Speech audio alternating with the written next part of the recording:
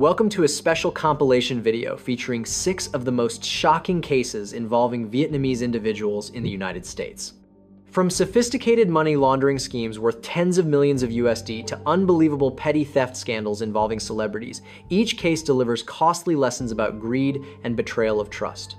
In today's video, we begin with a transnational money laundering operation totaling 67 million USD concealed behind the facade of a major media conglomerate. Next comes the largest sham marriage ring in Houston's history, worth 15 million USD and involving more than 500 fake couples. You will also be stunned by the case of a female CFO who embezzled 9 million USD from the very company that had trusted her for years, as well as a corrupt official who siphoned off 10 million USD in meal relief funds intended for elderly people living alone during the pandemic. In addition, we revisit the haunting gold valise murder robbery in San Jose from 30 years ago, driven by the betrayal of an interpreter. And finally, the controversial scandal involving singer Lynda Trang, accused of stealing a $330 AirPods case at a Gucci store. Each case is a revealing slice of the hidden realities of immigrant life, where the line between the American dream and a prison sentence can be dangerously thin. Join Vietnamese Case Files as we dive into the details of each case to see how justice ultimately prevailed. And if you enjoy investigative true crime content and want to follow along with Vietnamese Case Files in upcoming cases, don't forget to like, share, and subscribe so you won't miss a single episode. Now, let's begin. In April 2019, at a U.S. immigration office in Houston, a case officer suddenly noticed something strange. A large number of green card applications based on marriage looked almost identical. Every form, every copied document used the same font, the same layout, and was even arranged in the same order, suspiciously consistent. The near-perfect repetition across dozens of packets, all mailed from a post office in West Houston, immediately triggered internal alerts. They suspected someone was orchestrating these on-paper marriages from behind the scenes. After receiving the tip, U.S. immigration officials quickly coordinated with Homeland Security investigations to open a preliminary investigation. When agents traced the addresses listed in the files, they found empty houses, or if someone lived there, the residents had nothing to do with the couples. It was a clear sign the information had been carefully fabricated. From there, U.S. authorities began to believe they were facing an unprecedented large-scale sham marriage operation in Houston. So who could be so brazen and calculating? Around this time, a Vietnamese lawyer linked to the ring who was being prosecuted for concealing evidence secretly cooperated with investigators in hopes of receiving leniency. According to this person, a woman in her 50s named Asley Nguyen was the boss running the entire operation.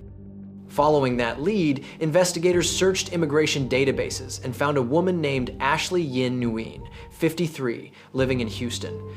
Records showed she had entered the United States on a fiancé visa 18 years earlier. Notably, within Houston's Vietnamese community, she was fairly well known by the nickname Luat Sư Nguyen, even though she never held an official law degree. When investigators reviewed the suspect's Facebook account, they discovered multiple Vietnamese language posts advertising immigration sponsorship services, including veiled lines implying she could handle paperwork quickly. Clearly, this woman had built a convincing cover to attract people desperate to come to the United States.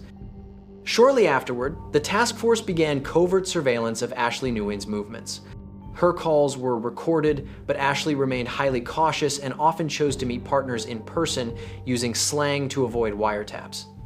Still, by following the money trail, agents uncovered a series of suspicious cash transactions, including multiple international transfers sent to Vietnam and unusual real estate purchases. Despite reporting little income on her tax filings, Asley Nguyen either held title to or had relatives hold title to multiple houses in Houston. This was a classic sign of money laundering. Investigators later determined those homes were used as staged scenes, set up to fake married life whenever the couples needed it. Investigators also discovered that in 2018, Asley reported a very low income but deposited more than $278,000 into her bank account from an unknown source. This led to allegations that she caused a tax loss of nearly $78,000. At the same time, authorities determined Asley's ring had pocketed more than 15 million USD from clients in total, an amount that left people stunned. After the first wave of raids and arrests, 11 out of the 96 defendants charged pleaded guilty and agreed to cooperate, providing critical testimony about how the ring operated. They described in detail how they were recruited, how they memorized, scripted, fake stories, and how payments were made to Asley. These statements strongly reinforced the allegation that she masterminded and ran the entire operation from her own home. When extracting data from Asley's personal computer, investigators found a list of more than a dozen recruiters operating in Houston. They were tasked with finding and luring young Americans to participate in sham marriages. On average, each recruiter received $200 for every successful case file. In addition, if they themselves played the role of the bride or groom, they were promised between $15,000 and $20,000, though most never actually received the full amount. To determine the true scale of the sham marriage filings, investigators reviewed thousands of case files in Houston over the past decade to identify repeating patterns. The results showed up to 150 suspicious filings, most involving Vietnamese nationals or Vietnamese origin individuals, submitted between 2013 and 2019. This figure matched the testimonies and estimates provided by ring members.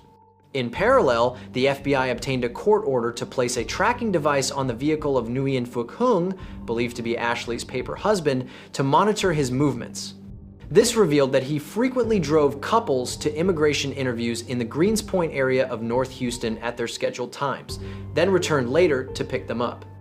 Not only that, Hung also appeared many times at notary offices and at the Harris County Courthouse where marriages are registered, despite having no clear work-related reason to be there.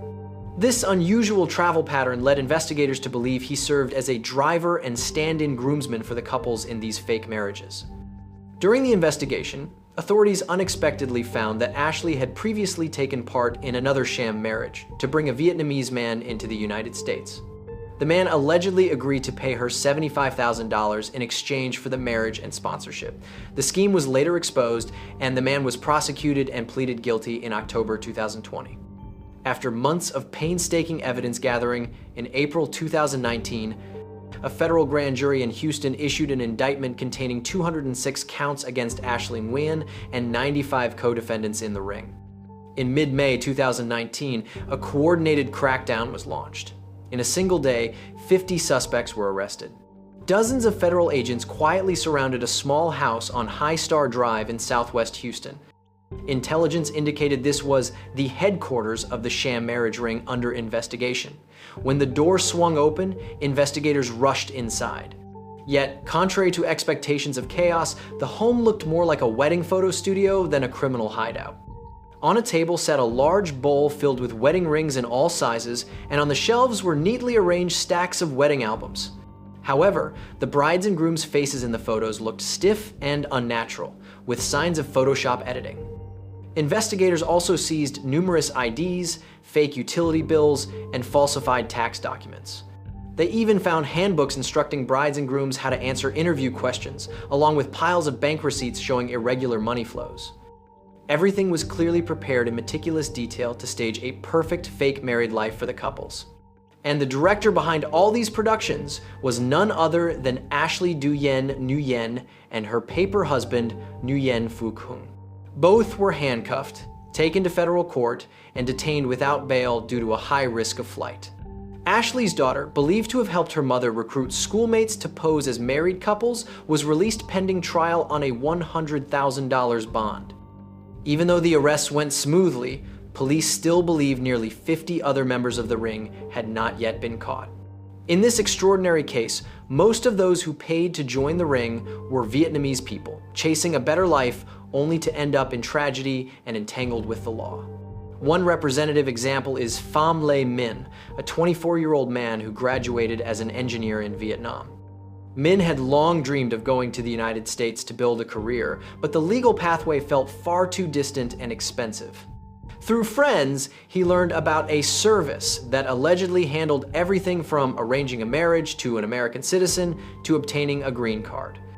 Believing in that rosy promise, Minh's family scraped together money and even borrowed close to $50,000 so he could pursue his dream. Min then flew to Houston on a tourist visa, and just one day after arriving in the United States, he became a groom. His bride was an American woman arranged in advance. The two met for the first time at the Harris County Courthouse, in front of the official conducting the marriage. There was no lavish wedding, no relatives or friends, only Asley, the matchmaker, who handed them 2 silver rings taken from a bowl she brought along, then instructed them to smile at the camera for a few proof photos. Right after the ceremony, Min handed Asley $30,000 in cash up front. The remaining amount was promised to be paid in installments once the case was approved. In the young man's mind, it was the price for a brighter future, even if it meant gambling on a fake marriage. Min was not the only one. Many other Vietnamese people also became victims of schemes like this. Most were between 20 and 40 years old, driven by the desire to change their lives and willing to take legal risks to secure a path to residency. Case files show that at least several dozen Vietnamese individuals did in fact become US permanent residents through this ring. But the joy did not last. Once the investigation exposed the scheme, everyone involved faced prosecution review and the risk of losing their immigration status due to fraud. Many lost their money entirely and even took on major debt back home, only to end up facing deportation and entry bans. They were victims of greed and misplaced trust, seduced by the ringleader's 100% guaranteed green card pitch, and ultimately turning themselves into federal criminals. On the other side, most Americans who agreed to act as rented spouses were young people in financial trouble, or individuals with a history of addiction or criminal records, making steady work hard to find. They were lured by promises of generous pay, but in reality, very few ever received the full amount promised. After joining the ring, they typically got only a few hundred or a few $1,000s up front. The rest was delayed again and again until it disappeared altogether. Many ended up breaking the law and then getting cheated out of their money too, leaving them with losses on top of losses. Some fake brides even became entangled with gangs and social ills, sinking deeper and deeper with no clear way out. So what turned an seemingly ordinary Vietnamese woman into the mastermind behind Houston's largest sham marriage ring? The answer begins with Asley Nguyen's tainted past. Asley, whose Vietnamese name is Nguyen, was born around 1966 in Vietnam. She came to the United States in 2002 under a similar script, marrying a US citizen to obtain a green card. However, not long after gaining citizenship, Asley quickly divorced. Documents from the later case revealed that the marriage itself also bore signs of being fraudulent, meaning she may have entered the United States through a sham marriage nearly 2 decades earlier. That experience seemingly taught Asley the formula for gaming the immigration system and planted the seed for an ever-growing criminal ambition. In Houston, Asley lived in Southwest Houston, an area with a large Vietnamese community. She called herself an immigration lawyer despite having no license or legal credentials, leading many to believe she could handle any paperwork no matter how difficult. The man regarded as her current husband, Nguyen was not legally married to her. The two simply lived together as husband and wife. Hung was accused of being her key right-hand man, directly driving couples to appointments and helping produce forged documents. Asley's biological daughter, Nguyen, about 21 to 22 at the time, was also accused of involvement, allegedly recruiting high school classmates to pose as fake spouses in exchange for commissions. Some of Asley's other relatives even appeared on the list of defendants. It was clear that for profit and greed, Asley did not hesitate to pull her own family into the illegal vortex she created. Before her arrest, Asley Nguyen kept a low profile under the guise of a gentle Vietnamese woman in the community. According to her defense attorney, she had studied French at university in Vietnam. After coming to the United States, Asley claimed she worked as an in-home caregiver for the elderly, earning a modest but stable income. But investigators later determined that was merely a cover story. Her main income actually came from the sham marriage operation.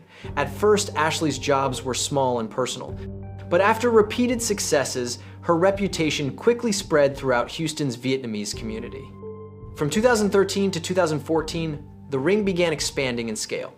Asley no longer operated alone. She actively recruited more participants, especially young Americans who were broke or had criminal records. They were promised attractive pay, needing only to marry on paper without living together or maintaining a real relationship. Around the same time, Asley began promoting her services in Vietnam through social media and middlemen. She introduced herself as someone with deep connections inside immigration, insisting that even the toughest cases could be handled so as to win absolute trust from clients. Those who wanted to go to the United States were told to send personal details and photos to be matched with a US-based partner of similar age and appearance, minimizing suspicion during vetting. Once both sides were arranged, Asley organized express weddings. She brought couples, most of whom had never met, into the Harris County office, supplied wedding rings, coached them on posing for photos, and staged a fake picture-perfect romance. Those photos were later used to create sham wedding albums and pad immigration files. In just a few hours, two strangers became legally married on paper. Immediately afterward, Asley and her associates rushed to assemble sponsorship filings, attaching a stack of forged documents such as lease agreements, utility bills, tax receipts, and even study question sets to drill couples on every detail of their fabricated married life to fool interview officers. The ring's golden era lasted from 2015 to 2019. During that time, Asley ran the operation like a business, clearly dividing tasks among different teams and personally directing every step. Each broker received about $200 in commission for every successful case. The people posing as fake husbands or wives were paid in small installments after completing each phase. Clients had to pay an upfront fee of $20,000 to $40,000 and settle the remaining balance once they officially received a green card. All the risk fell on the buyer, while Asley almost never took a loss. However, as the operation expanded too fast, Asley could no longer control the quality of every application. Many files were copied from the same template, used identical formatting, and were mailed from the same post office, prompting immigration officers to grow suspicious and launch a deeper investigation. Asley Nguyen's motive stemmed from bottomless greed. For each sham marriage deal, she collected $50,000 to $70,000 from would-be immigrants, while paying only a small fraction to the hired spouses.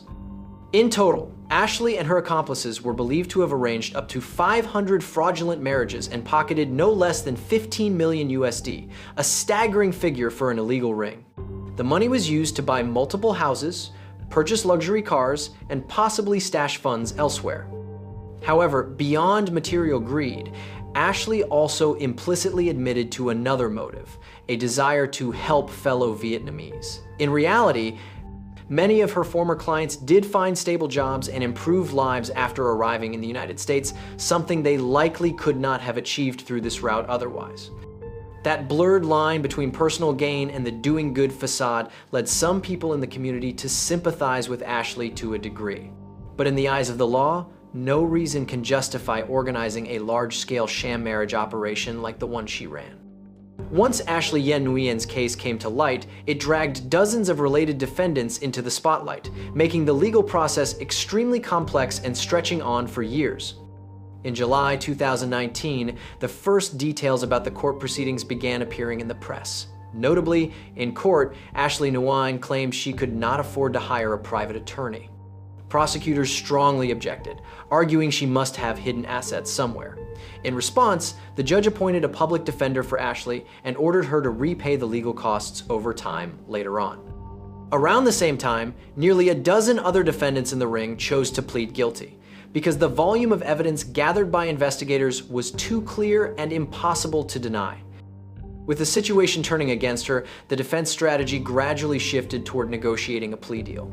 Prosecutors proposed that if she cooperated fully, they would consider reducing some of the most serious charges, especially dropping the naturalization fraud charge, which could have led to her U.S. citizenship being revoked after she served her prison term. This was an attractive offer, because for Asley, keeping her citizenship meant she would have a chance to remain in the United States instead of being deported after serving her sentence. So, on November 5th, 2020, at the federal court in Houston, Asley Nguyen officially pleaded guilty to 5 charges, including conspiracy to commit sham marriage, mail fraud, immigration fraud, money laundering, and false tax filings. In return, prosecutors agreed to drop 6 other charges as outlined in the plea agreement, and noted her cooperation in providing information about accomplices. After Asley pleaded guilty, because the number of defendants was so large and due to the impacts of the COVID-19 pandemic during 2020 to 2021, sentencing was delayed for 2 years. It was not until October 27, 2022, that the court formally issued its ruling. Taking into account her guilty plea and cooperation with investigators, the court sentenced Asley Nguyen to 10 years in prison, plus 3 years of supervised release after completing her term, along with a fine of $334,605. In addition, the court ordered the forfeiture of all assets she had purchased with illegal proceeds, including multiple real estate properties, though the specific value was not publicly disclosed. Other accomplices in the ring were also brought to trial one by one. Asley's partner, Nguyen was determined to have played a secondary role, so his sentence was lighter. Estimates suggested he could face between 2 and 5 years in prison. Her daughter, Nguyen, if convicted of brokering, could potentially receive probation or a short jail term due to her young age and cooperative attitude during the investigation. Of the remaining 96 defendants, most pleaded guilty and received relatively light sentences, often under 1 year in jail or probation, because most were first-time offenders and showed strong cooperation. The sham marriage ring involving hundreds of couples sent shockwaves through public opinion and drew intense attention from authorities in both the United States and Vietnam. When the news broke, many U.S. outlets called it the largest fake marriage case ever uncovered in the area, while Vietnamese media were stunned that more than 20 Vietnamese nationals had been arrested under the Texas indictment. The Vietnamese community in the United States was understandably shaken and, to some extent, embarrassed, because the case harmed the broader image of Vietnamese immigrants. On social media, many argued that greed and a lack of legal knowledge had pushed hundreds of people into legal trouble, gambling away their futures for a fragile American dream. For U.S. immigration authorities, this case became a textbook example in the fight against immigration fraud. Afterward, the government announced it would strengthen anti-fraud measures, including applying data analytics technology to case files, cross-checking information between spouses more rigorously, and launching undercover investigations whenever suspicious signs appeared. Still, the public continued to question what happened to the illegal profits Asley Nguyen had made. She was fined just over $334,000, far too small compared with the 15 million USD the ring was said to have earned from sham marriages. So where did the rest of the money go? Some insiders speculated Asley may have moved most of it back to Vietnam or invested it elsewhere before she was arrested. If that were true, then after finishing her sentence, she could still control a massive fortune, though using it openly in the United States would be nearly impossible under tight supervision. And you, what do you think about this outcome? And should we ever trade everything for a fleeting dream in a foreign land?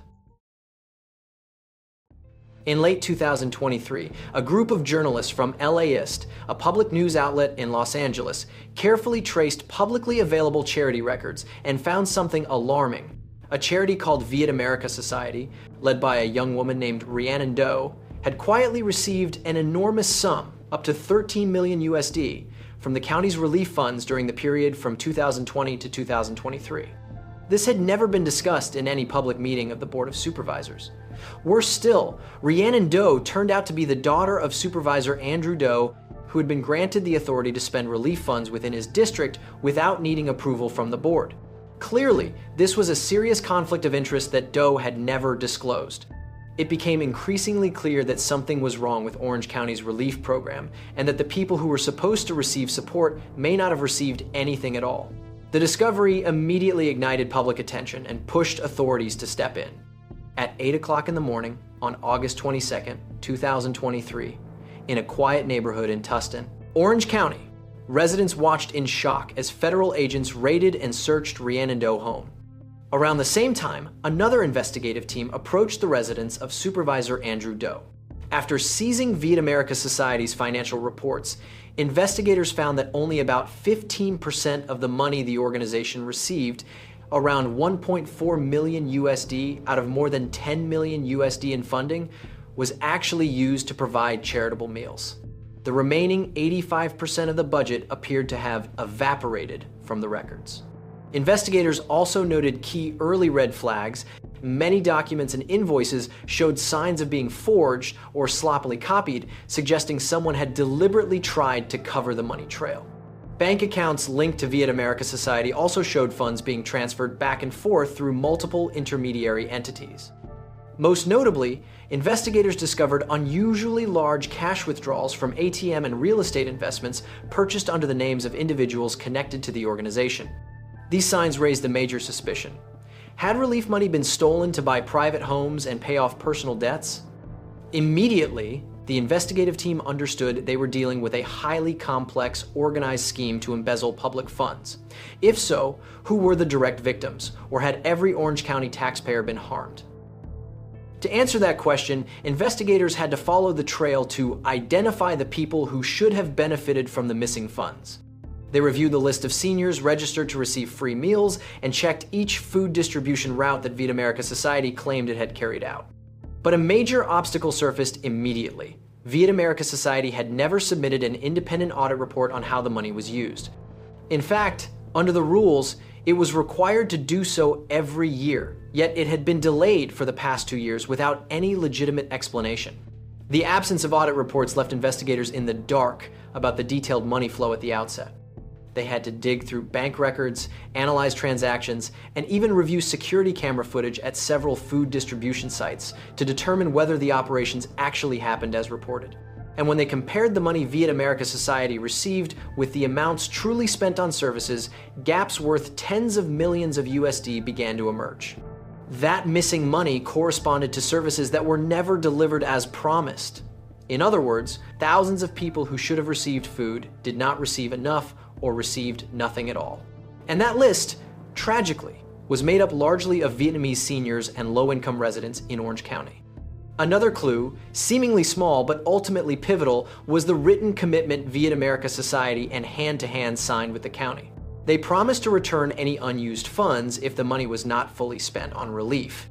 But for years, not a single dollar was returned even after the program ended, clear evidence of deception by the very people running it.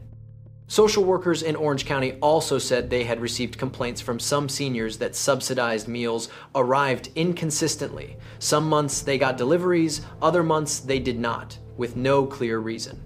A 75-year-old Vietnamese woman said she received only a few boxes of cold food during the long lockdown period, and then no one delivered meals again, even though her name was on the assistance list.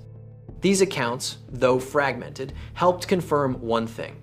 The victims were the most vulnerable, stripped of benefits they were entitled to receive. As the investigation progressed, forensic financial analysis was applied aggressively. Investigators from the FBI and the IRS examined every transfer from county accounts to Vietnamese Society and hand-to-hand. They discovered that soon after the money reached Vietnamese Society's accounts, most of it was quickly forwarded to a private company named Aloha Financial Investment, also known as D Air Conditioning LLC, managed by a friend of Pham. From that company, checks were then written to a person with the surname Pham and a person with the surname Doe, very likely Peter Pham and one of Andrew Doe's 2 daughters. This was the turning point. The dense chain of transactions showed that relief money had been laundered and split all the way into the hands of those involved. At this point, the victims became unmistakably clear. Orange County residents as a whole, and more specifically, seniors and people with disabilities in the relief program, were the victims of this crime. Their meals were stolen, and the help meant for them was taken away. The investigation quickly expanded with multiple agencies joining in. The FBI, the Orange County District Attorney's Office, and the Internal Revenue Service, IRS, all became involved. They formed a joint task force with clearly assigned roles. One team traced the flow of money, another gathered electronic evidence such as emails and text messages, while another interviewed witnesses and relevant individuals. Evidence analysis moved fast. Every document obtained from Vietnamese Society in hand-to-hand was scrutinized. Forensic accountants compared Vietnamese Society's spending reports submitted to the county against the actual bank statements. Unsurprisingly, they uncovered a string of forged or misleading records. Food purchase invoices listed quantities far beyond what was actually bought, and service payment vouchers were issued by shell companies. Many documents bearing the signatures of Peter Pham and Thanh Nguyen, the director of Hand to Hand, certified that all funds were used for their intended purpose. Yet the real-world transactions showed the money had been diverted. Investigators also obtained internal emails among Andrew Do's staff that pointed to highly unusual interference. Specifically, Andrew Do, chief of staff, had instructed subordinates to revise the contract before it was signed with Vietnamese Society, removing a clause that required Vietnamese Society to submit detailed monthly reports. That detail immediately strengthened the theory of an inside job, a coordinated scheme to siphon public funds from within the government itself. On the digital forensics front, FBI agents recovered data from computers seized at Rhiannon Do's home. They found payroll records and her employment contract with Vietnamese Society, confirming that Rhiannon was paid $8,000 per month from 2021 through early 2024, totaling $224,000. Moreover, although her contract listed her title as project director, there were no corresponding concrete work reports. Another email showed Rhiannon sending her bank account information to Peter Pham shortly before $381,500 was transferred into an escrow account to buy a house for her. These details painted a broader picture of fraud. Rhiannon Do appeared to be a direct beneficiary of illicit funds, and through her, Andrew Do allegedly received bribes indirectly. As the probe widened, the FBI also found that D Air Conditioning LLC was in fact Aloha Financial Investment, a business registered under Thu Thao Thi Vu, a Vietnamese woman. She received hundreds of thousands of USD from Vietnamese Society and then wrote checks to Andrew Do's daughter and to Peter Pham himself. Thu Thao Vu was promptly summoned. During questioning, her statements were riddled with contradictions. She denied participating in bribery, claiming she was merely lending money to help Andrew Do and his daughter buy a home, because Vietnamese Society had pressured her to assist. She also insisted she did not know the money came from criminal activity. Her explanation attempted to distance Aloha from the bribery scheme, but inadvertently confirmed that large sums had, in fact, been routed to Andrew Do family. In parallel, investigators interviewed a number of peripheral witnesses. Orange County social workers confirmed that the meal program run by Vietnamese Society had serious issues. Whenever they demanded transparency or questioned why meal counts were so low compared with the budget, Andrew Do's office brushed them off. One county staffer, speaking anonymously out of fear of retaliation, also said she had been instructed to not ask too many questions when processing payments for Vietnamese Society. These statements reinforce the allegation that Andrew Do power was used to silence internal concerns and conceal wrongdoing. As the evidence grew thicker by the day, investigators activated a specialized technique: criminal psychological profiling. Experts identified a common behavioral pattern. Public corruption crimes are usually driven by greed and opportunity rather than sudden impulse. Andrew Do, Peter Pham, and Thanh Nguyen all had a clear financial motive: millions of USD in public funds. They also had a major opportunity. Andrew controlled budget approvals, while Pham and Nguyen already had organizations in place to receive the money. Most importantly, they were bound by personal ties, friendship between Do and Pham, and the close relationship between Do and his subordinates. Together, these factors formed a perfect formula for a scheme to siphon government funds. Guided by this profile, investigators narrowed in on the right targets and eliminated most peripheral suspects. Indeed, apart from the trio, Do, Pham, and Nguyen, there were no signs that other supervisors or officials were involved. As a result, every investigative thread converged on this group.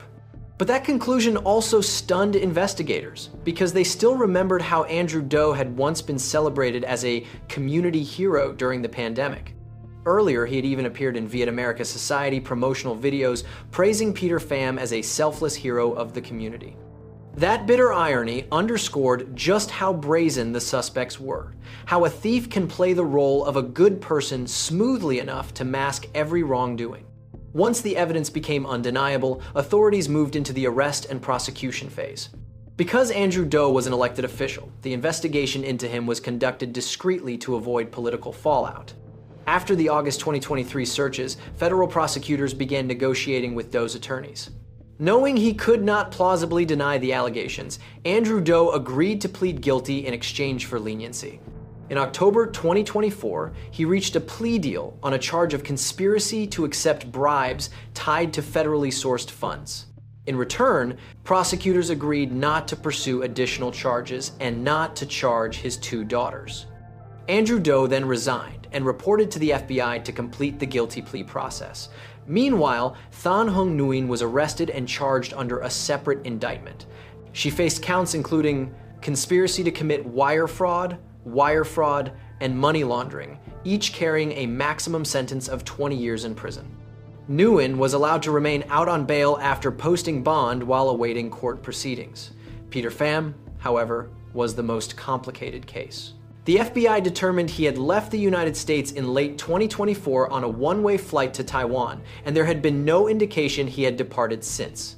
A warrant was issued, and his name was added to the FBI's wanted list. But because the United States and Taiwan do not have an extradition treaty, efforts to apprehend Pham faced a major obstacle.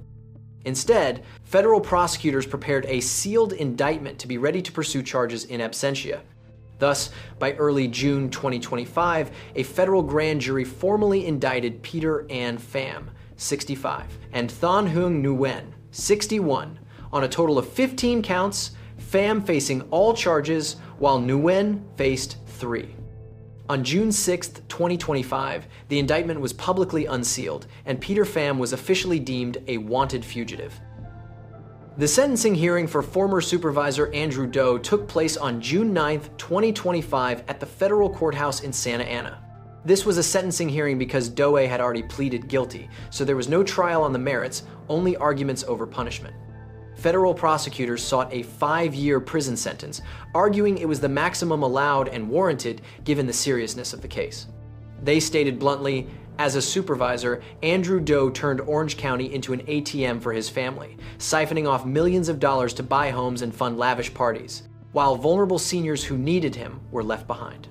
Prosecutor Todd Spitzer argued that when the county and the country were at their weakest and most vulnerable during the pandemic, the defendant saw an opportunity to profit for himself.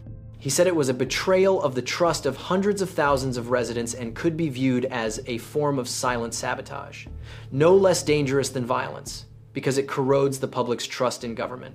For that reason, prosecutors insisted the court should impose the maximum sentence as a deterrent, calling Andrew Do conduct an attack on the legitimacy of government. Meanwhile, Andrew Do, defense attorney, asked for a lighter sentence, about 3 years in prison. The defense argued that their client didn't pocket a single dollar, claiming the large transfers went to his daughter Rhiannon and that Do did not intend to enrich himself. In other words, they portrayed him as acting blindly out of parental love, mistakenly believing his daughter was truly helping the community and therefore deserved to benefit. The defense also described Andrew Do's personal downfall, loss of office, career, and reputation, and argued he posed no risk of reoffending.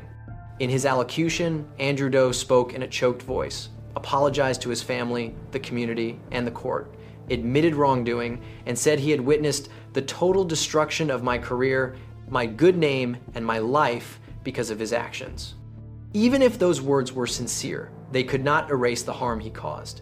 After hearing both sides, Judge James Selna remarked, "The defendant's crime is not just theft or fraud, but an attack on the integrity of government." He also noted that Andrew Do pleaded guilty to conspiracy, not direct embezzlement, which somewhat limited restitution liability. Still, considering all factors, the judge agreed with the prosecution and sentenced Do to 5 years in prison, the maximum under the plea agreement. In addition to prison, Andrew Do was ordered to pay restitution of $878,230.80 to the federal government. That figure was based on the court's calculation, about $868,612 received by his family, plus $9,618 in the county's legal costs. Orange County had sought $10.2 million USD, equivalent to the full amount awarded, but the judge denied it as beyond the scope of the offense to which Do pleaded guilty. Under the judgment, Andrew Do must pay $250,000 within 30 days, with the remaining balance paid in installments of $1,000 per month after his release.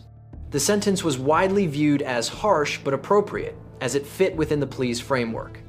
After the hearing, Andrew Do was handcuffed and taken into federal custody, beginning his sentence in August 2025.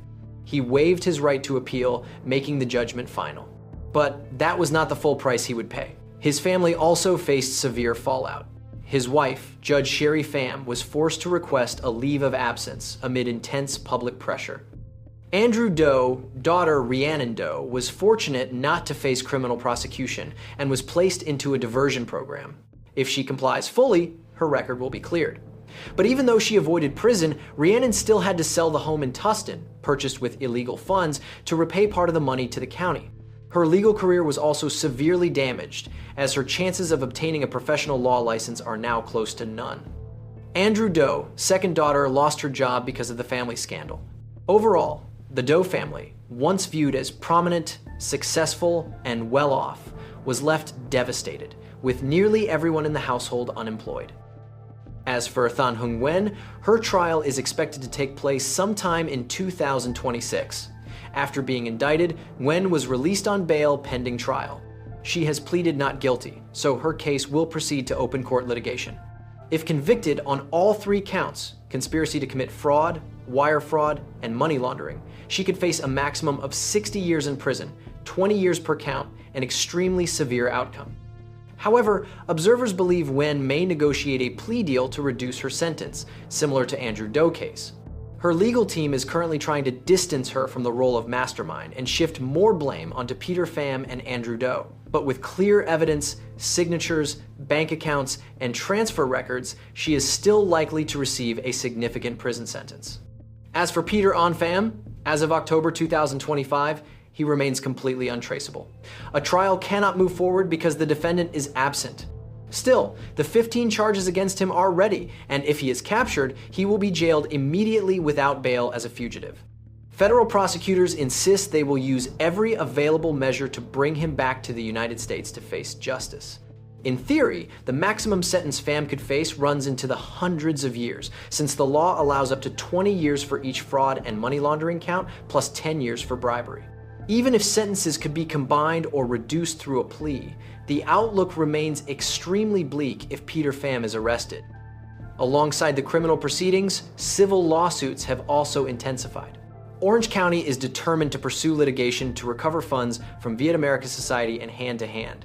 In August 2023, when the county filed suit, it froze bank accounts linked to Vietnamese Society and Hand to Hand and seized assets purchased with illegal funds, including Rhiannon Doe's home. According to Supervisor Janet Nguyen, the county will coordinate with federal prosecutors to recover about $5 million USD from seized accounts and the sale of related assets in order to reimburse the budget. While this figure still falls short of the total loss, it should help ease public outrage to some extent. But the most bitterly ironic part is that legal battles have now erupted even among the defendants themselves. In July 2025, Thu Thao Thivu Aloha, financial company, filed a lawsuit against Andrew Doe and Rhiannon Doe, seeking 15 million USD in damages. They accuse Andrew Doe of defaming them as bribers in his plea agreement, causing severe reputational and financial harm. Aloha also insists that the $381,000 transferred to Rhiannon was merely a legitimate home purchase loan and claims it was pressured by Vietnamese Society and had no idea the money was dirty.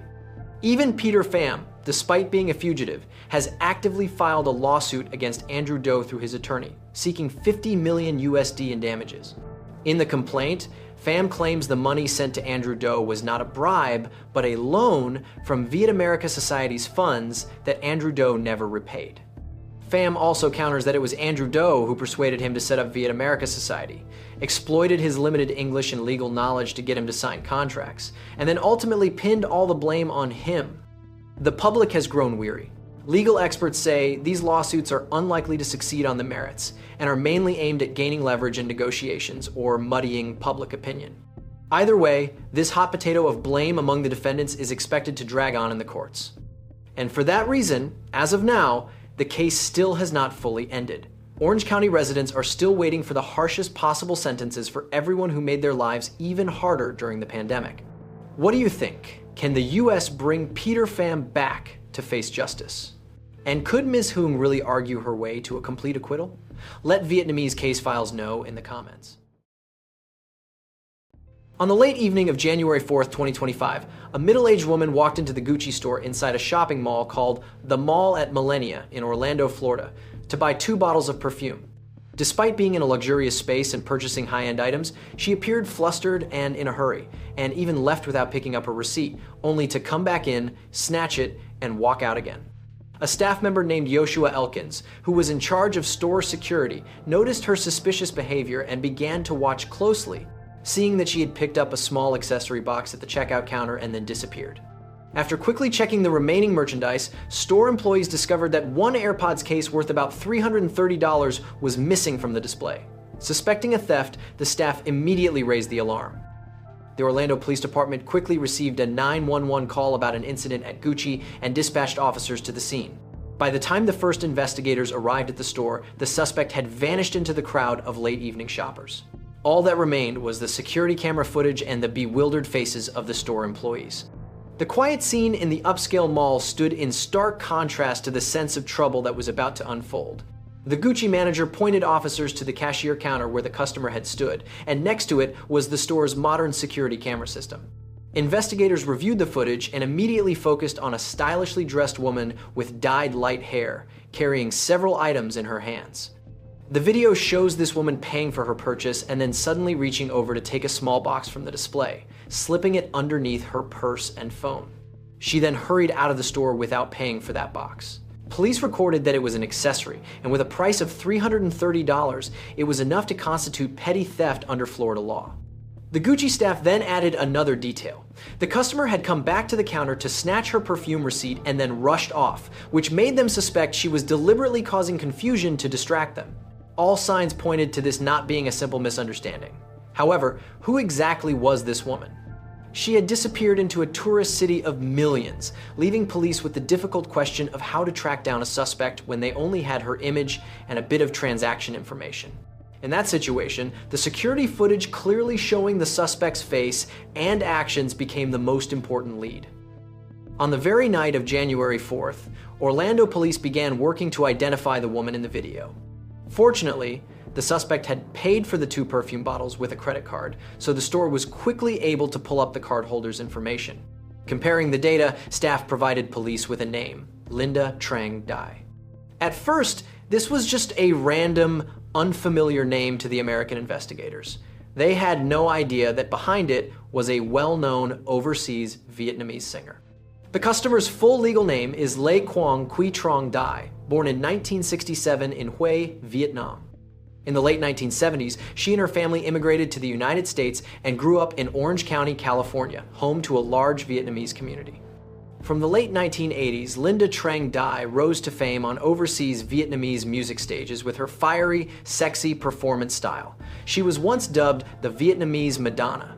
Lynda's name is closely associated with Thuy Nga Productions and the Paris by Night musical shows. She was part of the pioneering generation who dared to wear bold outfits and perform with intense, energetic choreography.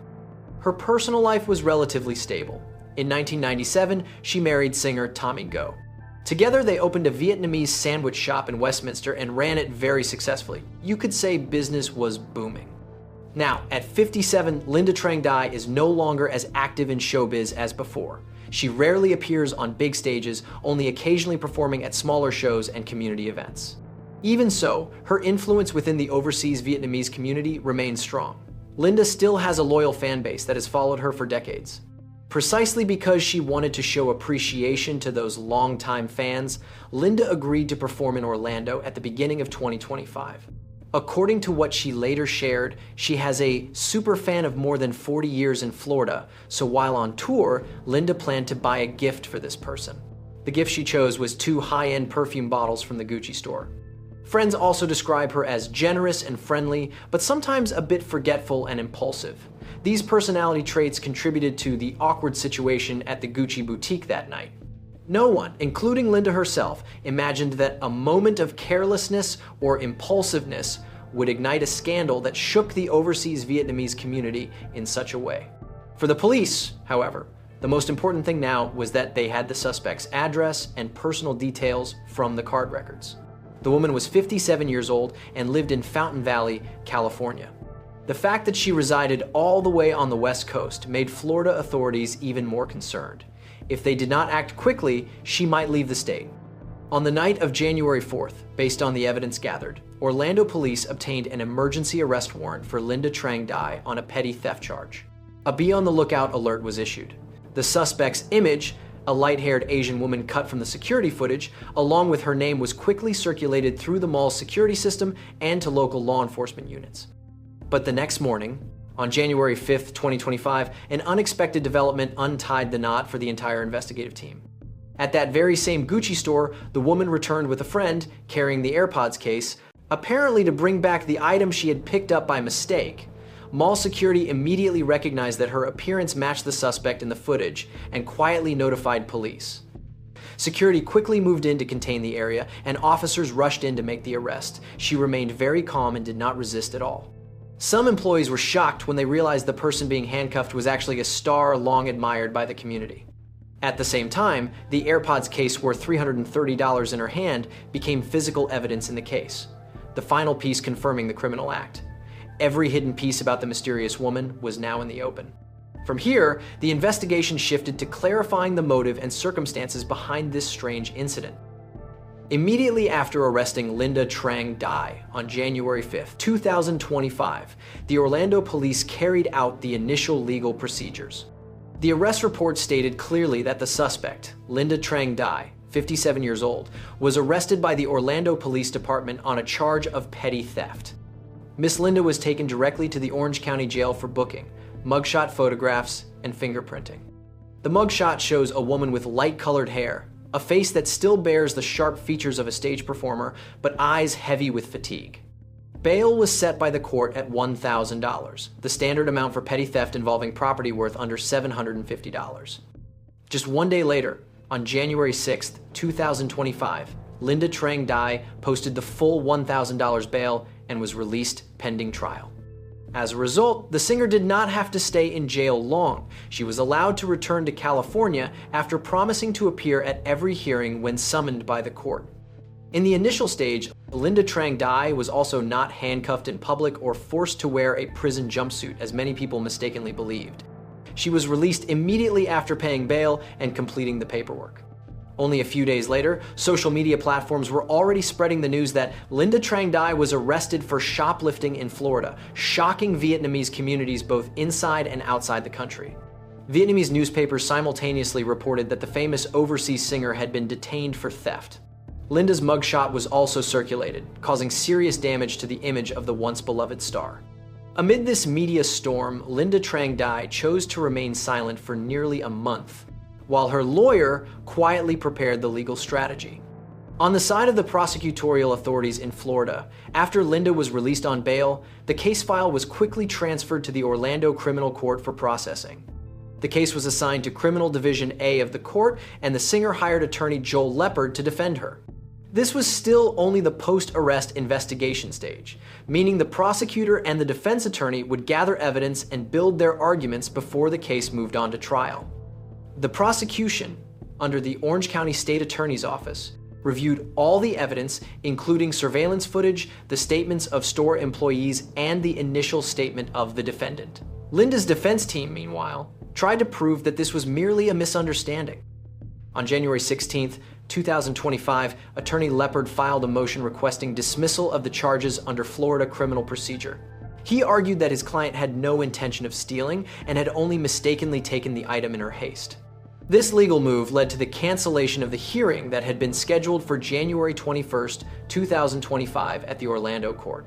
This meant that the court would temporarily refrain from considering the case until a further decision was made, a sign that the defense was negotiating with the prosecution or waiting for the prosecutor's decision on whether to continue pursuing the case. During that period, Lynda Trang Dai spoke to the press for the first time to defend her reputation. On February 24, 2025, she gave an interview to the newspaper Nguyen in the United States, asserting, "Lynda did not steal. I am a public figure. How could I possibly commit theft?" The singer recounted the incident in detail from her own perspective, saying that at the time she had a show in Orlando, and because the performance schedule was very tight, she was in such a hurry that she accidentally picked up the AirPods box at the checkout counter after paying for 2 bottles of perfume. Lynda said that in her rush, she forgot that the box was still under her phone and wallet, so she grabbed the bag and walked out of the store. She said that even after she finished the show and went home, she only then discovered the strange item in her bag, and the very next day she asked a friend to drive her to Gucci to return it. The singer emphasized that she had absolutely no intention of stealing and believed that the whole incident was merely an unfortunate misunderstanding, a result of her naturally scatterbrained, forgetful personality. Lynda also revealed in detail that because she is a permanent resident of California rather than Florida, when the incident occurred, the police were required to arrest her instead of simply issuing a citation on the spot. She said she cooperated and gave a statement for several hours and then posted bail to be released, and that she was never handcuffed and paraded in public. Her husband, singer Tommy Go, and the family also stood by Lynda, believing that she acted impulsively out of carelessness rather than with any criminal intent.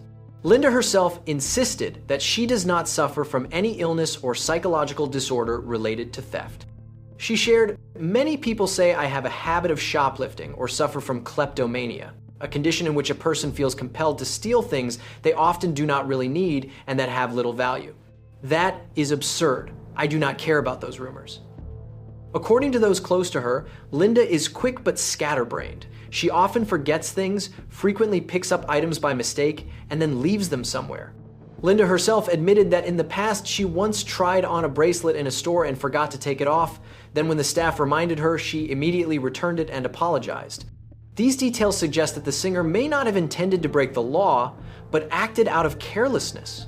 Many of her fans also sided with their idol, because they have long known that she has lived quite comfortably on a stable income from her business ventures and has no financial motive to steal an item worth only a few hundred USD.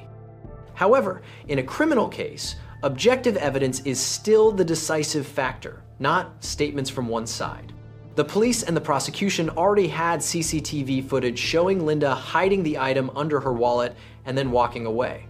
Gucci employees also testified that they never saw her leave behind or return the AirPods box before leaving the store. In particular, according to the investigative report, when the police reviewed the security camera footage, there was no scene of Lynda dropping the item, contrary to the later explanation she gave that she had dropped it on the floor. Thus, Lynda's statement conflicted with the evidence. At first, she said she left the box at the counter.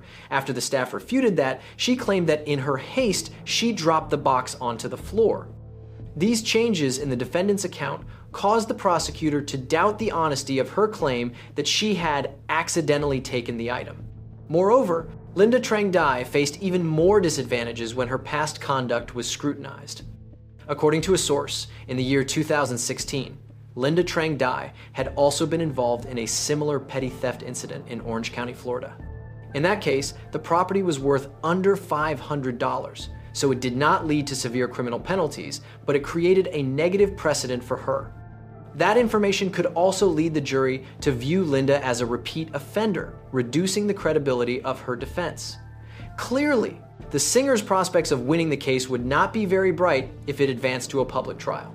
On the other hand, quite a few observers speculated that Lynda Trang Dai might enjoy the thrill of taking a small item, similar to certain Hollywood stars who were caught shoplifting despite being extremely wealthy. A typical example is actress Winona Ryder, who stole luxury goods in the year 2001. For that reason, perhaps only Lynda herself truly knows her exact motive.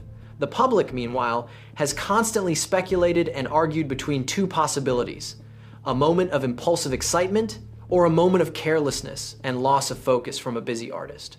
In any case, the incident reveals a sadly hidden side of Lynda Trang Dai.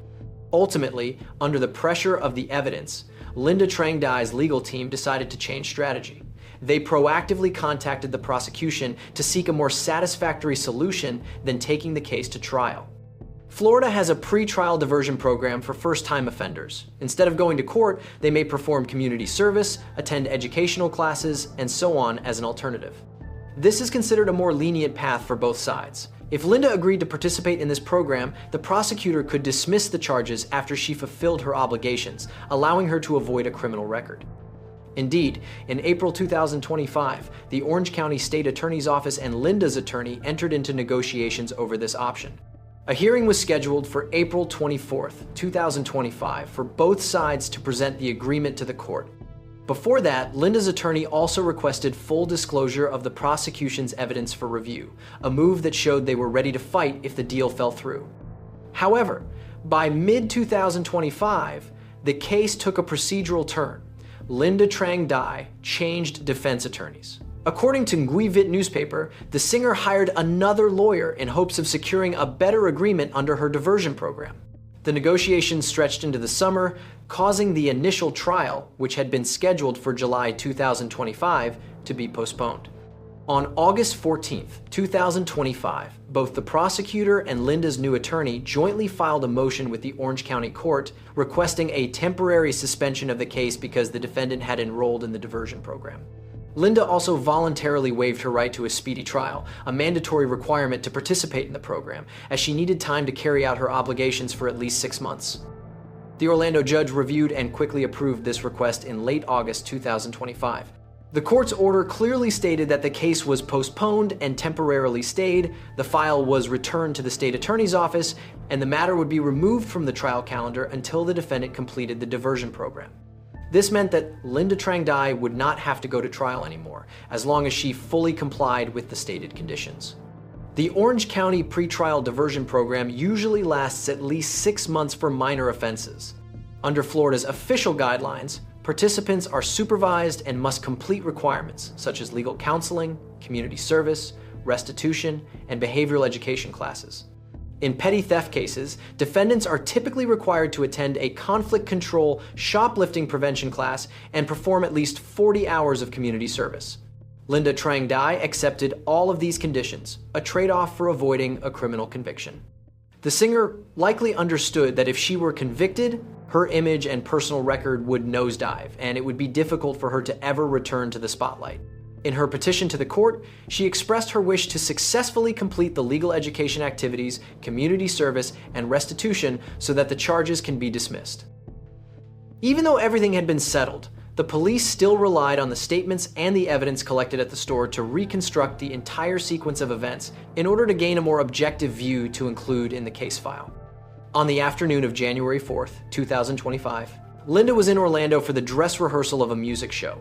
There were only a few hours left before she had to go on stage, yet her mind was still occupied with buying gifts for her most devoted fans. Determined to please these longtime supporters, Lynda took the opportunity to stop by the mall at Millennia. Walking into the luxurious Gucci store, the singer was captivated by the elegant space and the alluring scent of perfume.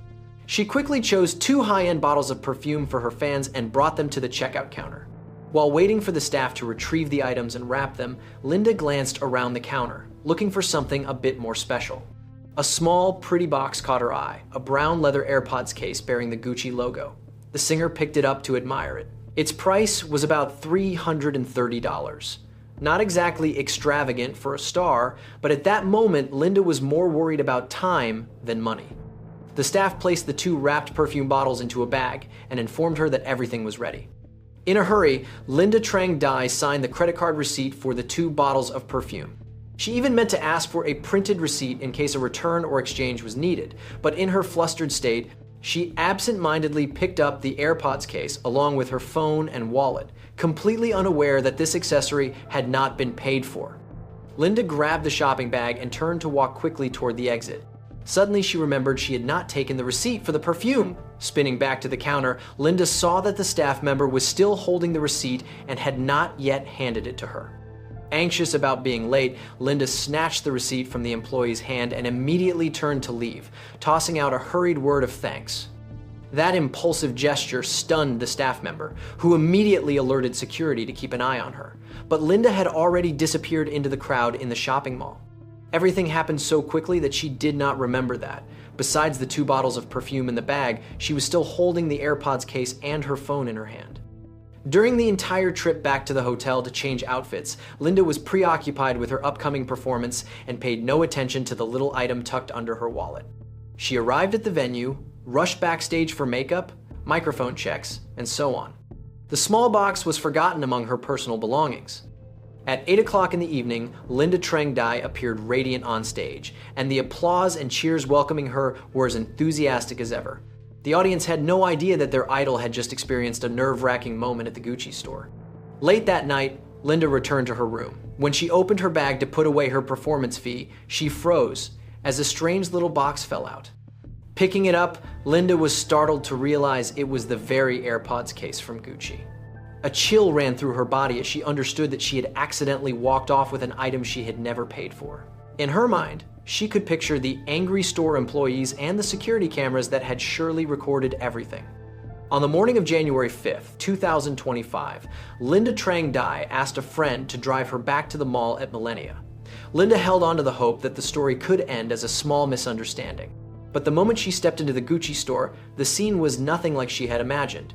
Building security immediately converged on her, followed by several plainclothes police officers. Curious shoppers around them turned to stare. Lynda instantly understood that everything had come to light. Not wanting to cause a scene, she willingly stepped forward to speak with the officers. One officer gently asked her to come with them to the station to sort things out. Lynda nodded, handed the AirPods case back to the store staff, and apologized. The police recovered the evidence, read Lynda her Miranda rights, and discreetly escorted her out of the mall. Contrary to what many people imagined, Lynda Trang Dai was not handcuffed in front of the crowd. She walked silently beside two officers, her heart heavy with shame and fear. Whether this truly was a misunderstanding or a bad habit of shoplifting, Lynda Trang Dai still had to endure trouble, humiliation, and pressure from the media.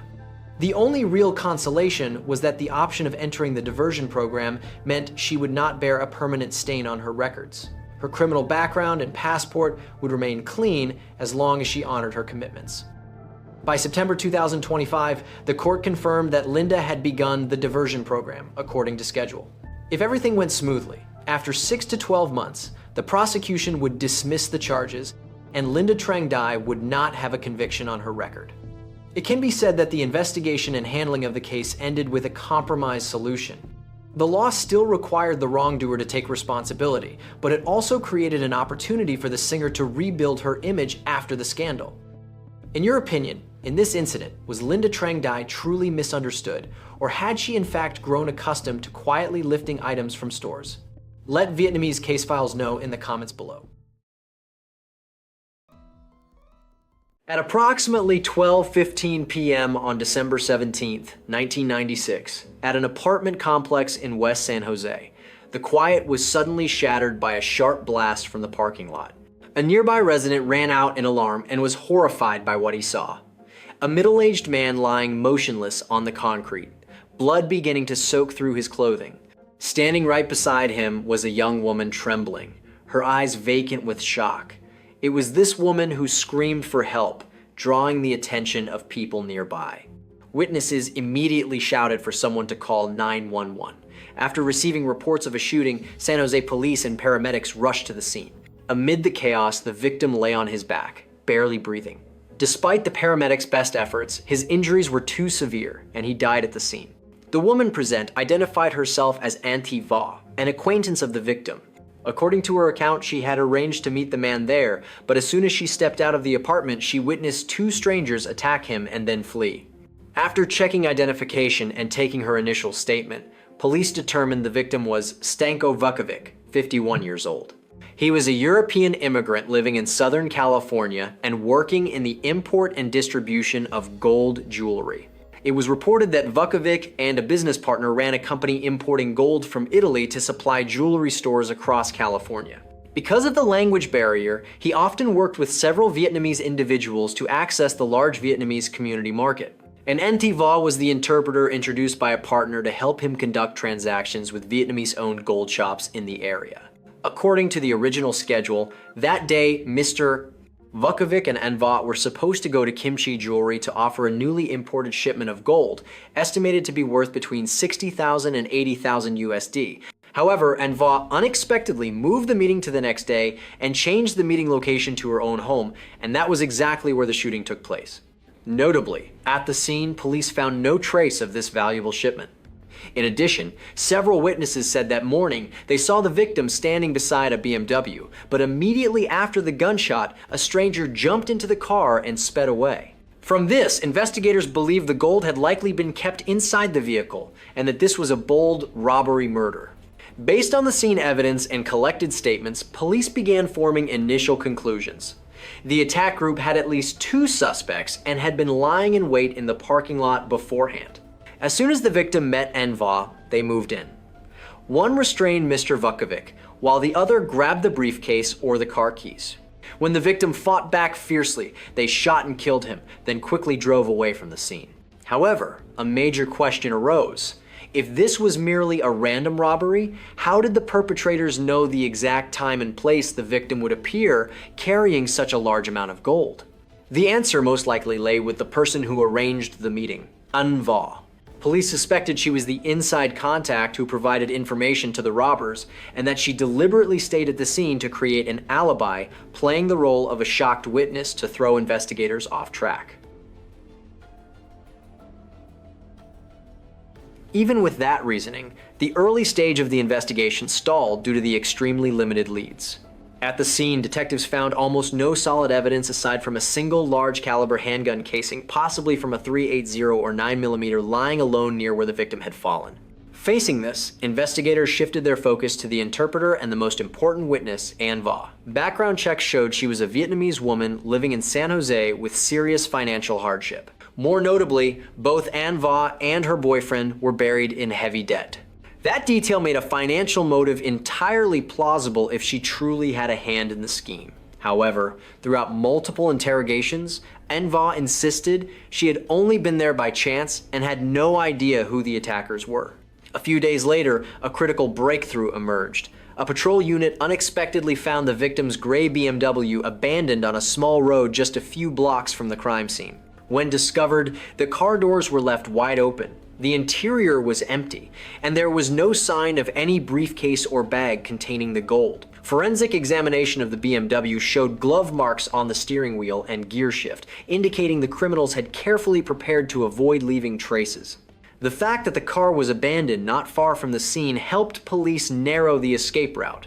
It also led to a theory that the suspects had arrived in a second vehicle, then fled using both cars after taking Mr. Perfect. Vukovic's BMW later abandoning it and switching back to their original vehicle to escape. From that second vehicle theory, investigators reviewed all traffic stop records from the night and early morning before the tragedy and uncovered an extremely valuable detail. At around 2 a.m. on December 17th, just 10 hours before the shooting, San Jose police had stopped a red Honda Civic carrying 3 young Asian men for a minor traffic violation. Notably, the stop occurred only a few miles from the crime scene. The citation listed the driver as Tien Van Chun, 20 years old. The 2 passengers were Dat Dinh Pham, 22, and a Vietnamese man around 24 named Nguyen. All 3 were residents of Southern California in the Los Angeles area. At the time, since there were no obvious suspicious signs, officers only issued a citation and let them go. However, this information immediately raised a major question for investigators. A car from Southern California, carrying 3 unfamiliar young men, had appeared near the crime scene just hours before the murder, perfectly matching the early assessment of an organized group traveling by car to coordinate the attack. Following this lead, investigators conducted deeper background checks on all 3 men. The results showed that Nguyen had a prior record linked to gangs in Los Angeles. He had multiple distinctive tattoos, including a map of Vietnam and the word Saigon on his arm, along with a large dragon tattoo covering his back. Dat Dinh Pham was also a name previously connected to a public disturbance case. Both men matched Enva's description of the perpetrators, Asian males in their early 20s. Authorities therefore identified Nguyen's group as leading suspects. From the Honda Civic lead, detectives continued mapping their associates and related vehicles. Through that process, they also identified a white Toyota Camry belonging to Scott Nguyen, also known as Hiep Huy Nguyen, believed to have served as a support vehicle for the group. Then on December 18, 1996, just 1 day after the killing, San Jose police coordinated with Los Angeles authorities to raid Scott Nguyen's apartment in Bell Gardens. There, investigators seized several bags of jewelry and gold bars still bearing import labels, matching the victim Vukovic's shipment. Scott Nguyen and his girlfriend, who was present, were immediately detained for questioning. Although he tried to deny involvement, the recovered evidence strongly supported the scenario police had been pursuing, a carefully planned robbery. On December 19, 1996, police located the red Honda Civic registered to Dat Pham in a public parking lot in Orange County. The vehicle was immediately impounded as evidence. As expected, later that afternoon, Dat and another young man appeared at the local police station with worried expressions to ask about retrieving the car. Detectives immediately moved in and arrested him and his companion, Tien Chun. However, Nguyen, the third member of the group, did not show up. Perhaps with the instincts of someone used to danger, he sensed the risk and disappeared from his residence before the net tightened. Still, with the key suspects in custody, the overall picture of the case began to come into focus. Under pressure from investigators, Va, who had been playing the role of a witness, finally bowed her head and admitted part of her involvement. She stated that because she was buried in debt, she agreed to help the group get access to Mr. Vukovic in exchange for money. At the same time, police also interrogated the two newly arrested suspects, Dat Pham and Tien Chun. In the first moments, both remained fairly calm and denied all wrongdoing. They claimed they knew nothing about the tragedy in San Jose and had only been there because they happened to be on a sightseeing trip. However, faced with overwhelming evidence, especially on Va's confession, Tien Chun eventually agreed to cooperate with investigators in hopes of receiving leniency. Thanks to his clear and detailed statements, the full sequence of events was reconstructed with striking clarity. As it turned out, the plan to steal the property had been carefully prepared for an entire week. On December 15th, 1996, while in Orange County, Tien Chun and Dat Pham received a call from Tin Nguyen, an older acquaintance in their circle, inviting them to hang out and promising a job that could make them money. Right afterward, Tien and Dat drove to the meeting point to meet Tin Nguyen and Scott Nguyen, and the four of them immediately set off, driving overnight towards San Jose. To ensure the plan went smoothly, they traveled in two cars. Scott Nguyen drove the Toyota Camry with Tin Nguyen inside, while Tien Chun drove the red Honda with Dat Pham following closely behind. In the early morning of December 16th, Tin's group met Va at Garden City Casino, as prearranged. After that, Va personally drove the group to Kimchi Jewelry. On the way, she revealed their target would be Stanko Vukovic, a business associate who is expected to bring a briefcase containing a large amount of gold to the shop around midday. The plan was quickly agreed upon. Va would be responsible for setting up the meeting, while Tin Nguyen's group would lie in wait and seize the briefcase the moment the victim appeared. She also instructed them that they only needed to knock the victim down and escape quickly. There was no need to harm anyone. Roles were assigned clearly within the group. Tin Nguyen was the main attacker, Tien Chun was tasked with grabbing the briefcase, Dat Pham would serve as the lookout, and Scott Nguyen would provide backup support. However, when the plan was set in motion at midday on December 16th at the jewelry shop, the group realized the place was far too crowded to make a move. Tin Nguyen decided to call off the job for the time being, and the entire group returned to their hotel to wait for another opportunity. Refusing to give up, Va proactively called Mr. Vukovic again and pretended to feel unwell, rescheduling the meeting to the next day at noon, December 17th. She cleverly asked the target to stop by her apartment to pick her up before they went to meet clients, and because he trusted her, the victim agreed without the slightest suspicion. In this way, the crime scene was shifted to the apartment complex parking lot where Va lived, far more secluded than the jewelry shop. On the morning of December 17th, 1996, after checking out of the hotel, the group headed toward the apartment complex. Scott Nguyen parked at a distance to watch, then signaled them to act as soon as he saw Mr. Vukovic's gray BMW arrive. Immediately, Tin Nguyen, carrying a loaded gun along with Tien Chun, rushed in toward the victim. As Tien Chun tried to snatch the leather briefcase, Mr. Vukovic fought back fiercely, grappling hard with Tin Nguyen and trying to force the gun barrel away. In the chaos, a shot rang out. The bullet struck the victim straight in the chest, and he collapsed on the spot. Notably, Va was standing very close by and witnessed everything, yet she made no attempt to intervene. After the shot, the original robbery plan quickly turned into an unintended killing. Tin Nguyen panicked and ran back toward the Honda where Dat Pham was waiting, while Tien Chun immediately jumped into the victim's car and drove away. At a rendezvous point behind the scenes, Tin Nguyen and Dat Pham searched the vehicle and recovered the leather briefcase and a blue cloth bag filled with gold jewelry. They then decided to abandon the car and switch to the Honda. The group quickly regrouped with Scott Nguyen and transferred all the gold into the Toyota to avoid drawing law enforcement attention before immediately leaving San Jose to return to Southern California. After nearly 6 hours on the road, the group gathered at Tin Nguyen's home in Los Angeles. There, they began counting the valuable gold jewelry and hiding it carefully in the garage. To erase evidence, Tin Nguyen brought the gun and the victim's now empty briefcase to a man named Henry Chung for help.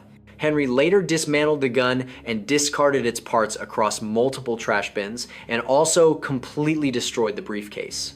Believing they had wiped away every trace, the group began splitting the spoils to spend, unaware that this chain of actions had left critical clues that allowed investigators to uncover the full truth.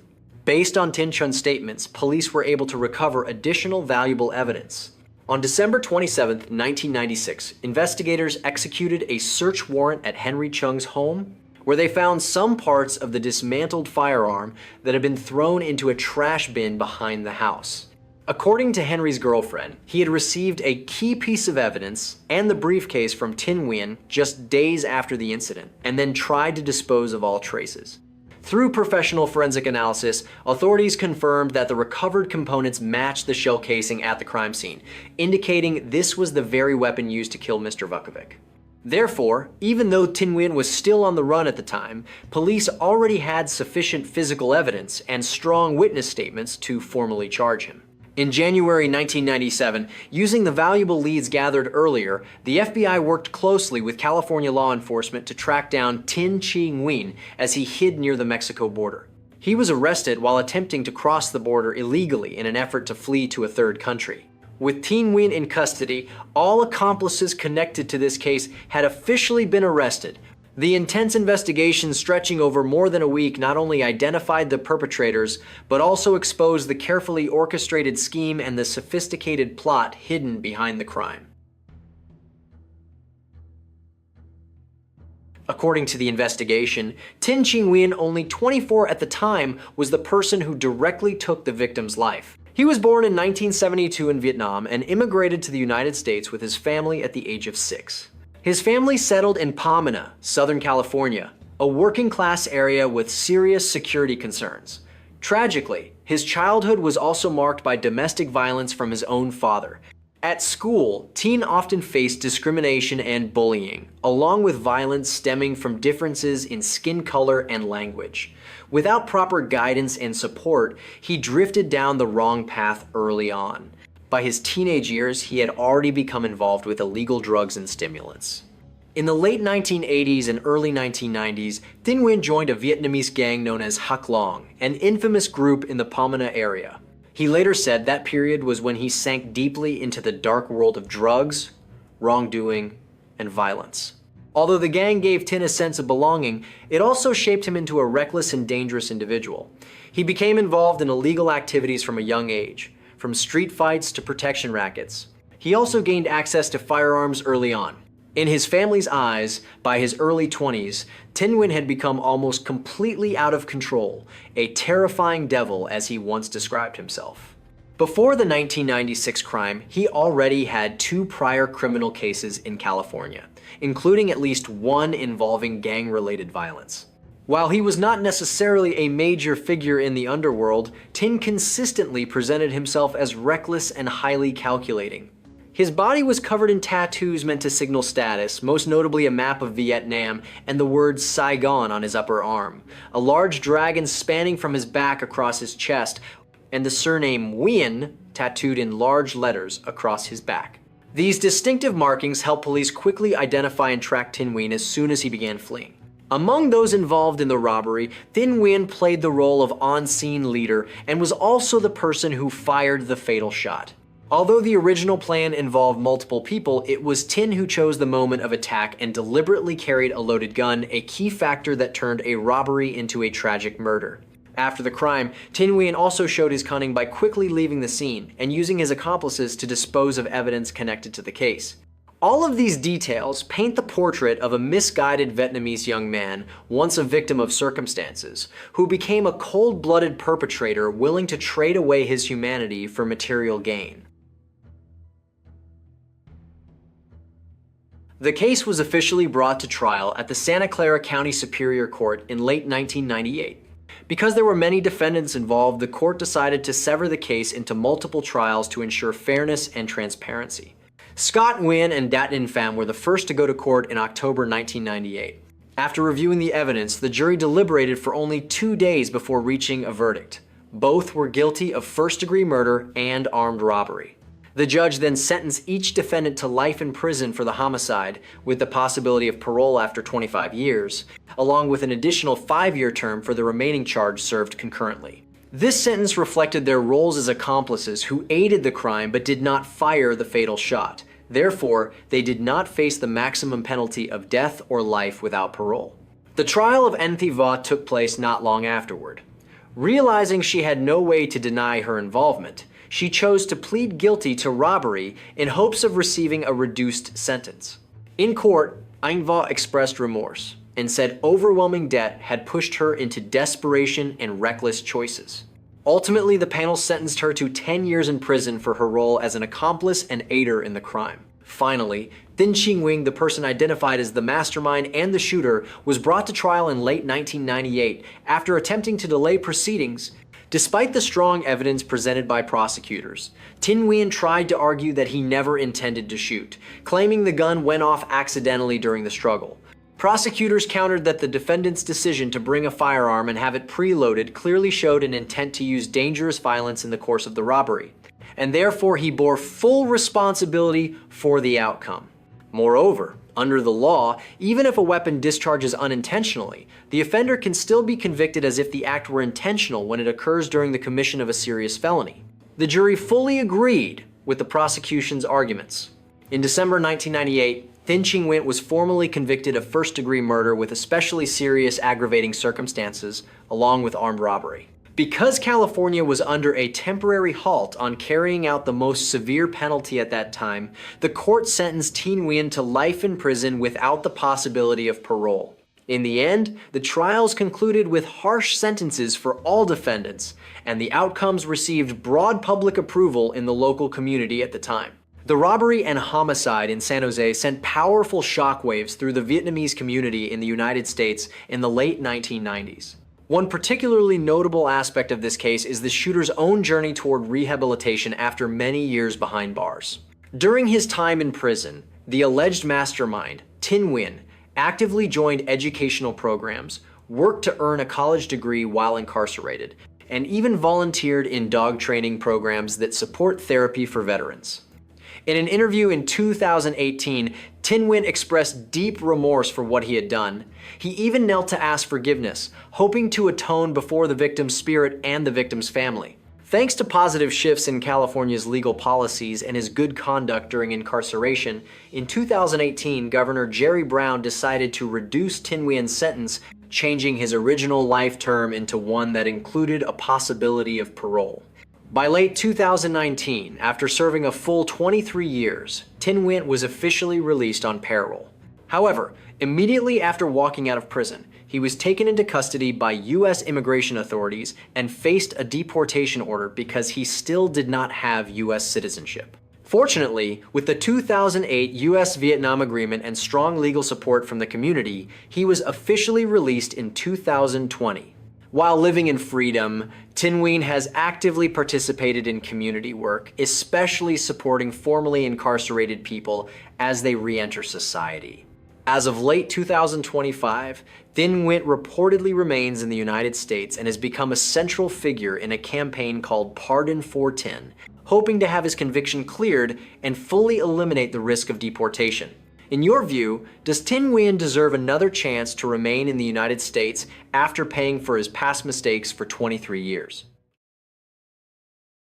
On a day in late May 2020 at the offices of ABS Seafood, a seafood wholesaler in San Francisco, a friend of the company's management was invited to help review the financial records. This was prompted by an employee who had discovered several unusual checks mixed in with the office paperwork. These checks appeared to be made out to relatives of a company executive, yet there was no clear justification for the payments. Sensing something was amiss, the individual immediately reported the matter to management. After receiving the tip, Steve Morang, a financial fraud investigator, was brought in along with his team to look into the issue. At around 2 o'clock in the afternoon, Morang arrived at the ABS Seafood office at Pier 45. The scene before him sent a chill down his spine. The dock area had recently suffered a fire, and the air still carried a lingering smell of smoke.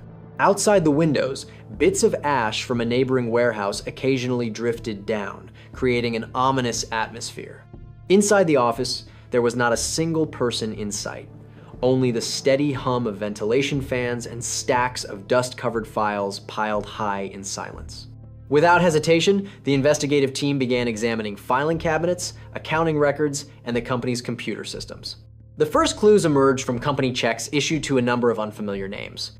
Tracing the related information, investigators discovered that these checks were all made out to relatives and friends of ABS Seafood's chief financial officer, or CFO, including her daughter and several other family members. However, in the accounting records, these payments were vaguely booked under the label off-the-books labor costs. When asked to explain, the CFO claimed the money was used to pay certain seasonal workers in cash. However, cross-checking showed that no corresponding employee files or employment contracts existed, meaning the money had been transferred directly to her relatives. The investigative team then shifted its focus to the flow of funds through the company's credit cards. They collected the relevant statements and quickly found more than $770,000 in personal spending disguised as business expenses. On the statements, purchases at Louis Vuitton, Chanel, and Hermes appeared in plain sight. The data further showed that the CFO frequently reported overseas business trips, but in reality, these were luxury vacations. She used the company card to pay for business class flights to Paris and Las Vegas, along with stays at expensive resorts, then legitimized it all as business expenses. Not stopping there, the CFO also issued additional company cards to relatives, allowing them to freely use them for family vacations and luxury shopping, with all bills sent back to the company for payment. This detail became a decisive clue, because only senior executives typically have the authority to issue company cards, and abuse on this scale was almost impossible to carry out by anyone other than the CFO. Another crucial lead emerged when investigators reviewed international wire transfers. ABS Seafood had multiple seafood suppliers, the largest of which was Pescaderia Pacifi.ca. International Incorporated in the Philippines, the company's primary supplier of yellowfin tuna. At first glance, these transactions seemed ordinary. However, when the team compared market prices with the actual import volumes, they found that ABS Seafood had paid this supplier more than twice the true value. The immediate question was, where did the excess money go? The answer appeared in banking records. According to those records, members of the CFO's family in the Philippines received these funds and then sent part of the money back to the United States into accounts under the names of her husband and daughter. This became the turning point of the investigation, as the direct link between the missing funds and the CFO's family was established for the first time. From that moment on, every clue converged on Antonietta Nguyen, who served as ABS Seafood's CFO throughout the period the money was siphoned off, from 2014 to 2020. By mid-2020, once the evidence became sufficiently compelling, ABS Seafood immediately terminated Antonietta Nguyen and quietly worked with attorneys and specialists to prepare a formal complaint. The internal investigation ended in silence, while paving the way for a public criminal investigation by federal authorities. By May 2023, a federal grand jury had reviewed the full file and formally indicted Antonietta Nguyen on 5 counts of wire fraud and related charges. An arrest warrant was issued shortly thereafter. After the initial evidence was collected at the scene, the case was quickly handed over to federal law enforcement agencies. From there, the investigation entered a new phase, backed by the full range of legal tools, bank record subpoenas, search warrants, and interviews with relevant individuals. Financial investigators from the Federal Bureau of Investigation, working together with the Internal Revenue Service, reviewed the entire flow of ABS Seafood's funds over 6 years from 2014 to 2020. Based on bank reports obtained through subpoenas, authorities clearly determined that about 2.7 million USD of company money had flowed directly into Antonietta's personal accounts, or had been used to pay credit card balances in her name. These were the easiest losses to prove, because they left clear trails through checks and bank wire transfers. The more difficult problem was how to identify the portion of money that had disappeared through the supplier in the Philippines. Even so, tax and customs records helped investigators trace an important lead. Specifically, investigators found discrepancies between the invoices the exporter declared to Philippine customs and the invoices received by ABS Seafood. From those differences, they determined that roughly 6 million USD had been inflated and then siphoned off. In parallel, the team also reviewed the personal income tax filings of Antonietta and her husband for the period from 2015 to 2019. The results showed that she never reported the millions of USD in income she had benefited from through the company. In the 2 years 2018 and 2019 alone, Antonietta and her husband underreported a total of $121,336 in taxes that should have been paid to the government. These violations clearly constituted tax evasion and also added related charges. In addition, independent accountants brought in to examine the records confirmed that the books had been distorted, along with signs of falsification and deletions they discovered during their review. After the federal grand jury issued an indictment in May 2023, a plan was developed to arrest Antonietta Nguyen to ensure safety and minimize any potential risk. At that time, she was 55 years old and living in Brisbane, California, a small town near San Francisco. FBI agents quietly monitored Antonietta for several days, anticipating the possibility that she might move assets or attempt to flee. On the morning of June 1st, 2023, authorities suddenly arrived at her home in Brisbane and executed the arrest warrant. Antonietta was then taken to the FBI office in San Francisco for a preliminary interview. There, she chose to exercise her right to remain silent and waited for her attorney to be present. That same day, news that the chief financial officer of a major seafood company had been arrested in connection with a $9 million USD embezzlement scheme began appearing across local headlines, quickly shocking the business community. In many ways, the party suffering the most severe consequences in this case was ABS Seafood, along with the company's shareholders and partners. This was a company with nearly 60 years of history in seafood distribution in San Francisco.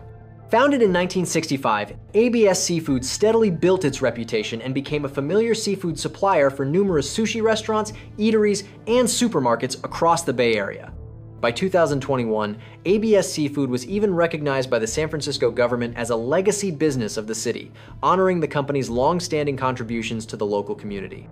Structurally, ABS Seafood was a private company owned by a group of shareholders. Notably, the close, family-like workplace culture meant they barely suspected the colleague who had worked alongside them for many years. The company did not even hire independent auditors on a regular basis, and all financial reports were prepared directly by the CFO herself. The impact of the fraud quickly dealt ABS Seafood a heavy blow. More than 9 million USD lost over 6 years not only drained financial resources, but also caused the company to miss several important business opportunities. By 2020, when the scheme was exposed, ABS Seafood also had to face the COVID-19 pandemic, which caused revenue to drop sharply. As a result, the business fell into compounding hardship, especially a months-long backlog of unpaid rent at the Port of San Francisco. By early 2025, the company was sued by the port landlord for unpaid rent, with the total arrears reaching more than $444,000, along with the risk of having to leave its longtime operating location at Pier 45. The fact that a nearly 60-year-old company was facing the possibility of closure, not only because of the pandemic, but also because of the fallout from embezzlement, left the local community both shocked and saddened. Many employees faced the risk of losing their jobs, while restaurants that had long relied on ABS Seafood also struggled to find new suppliers.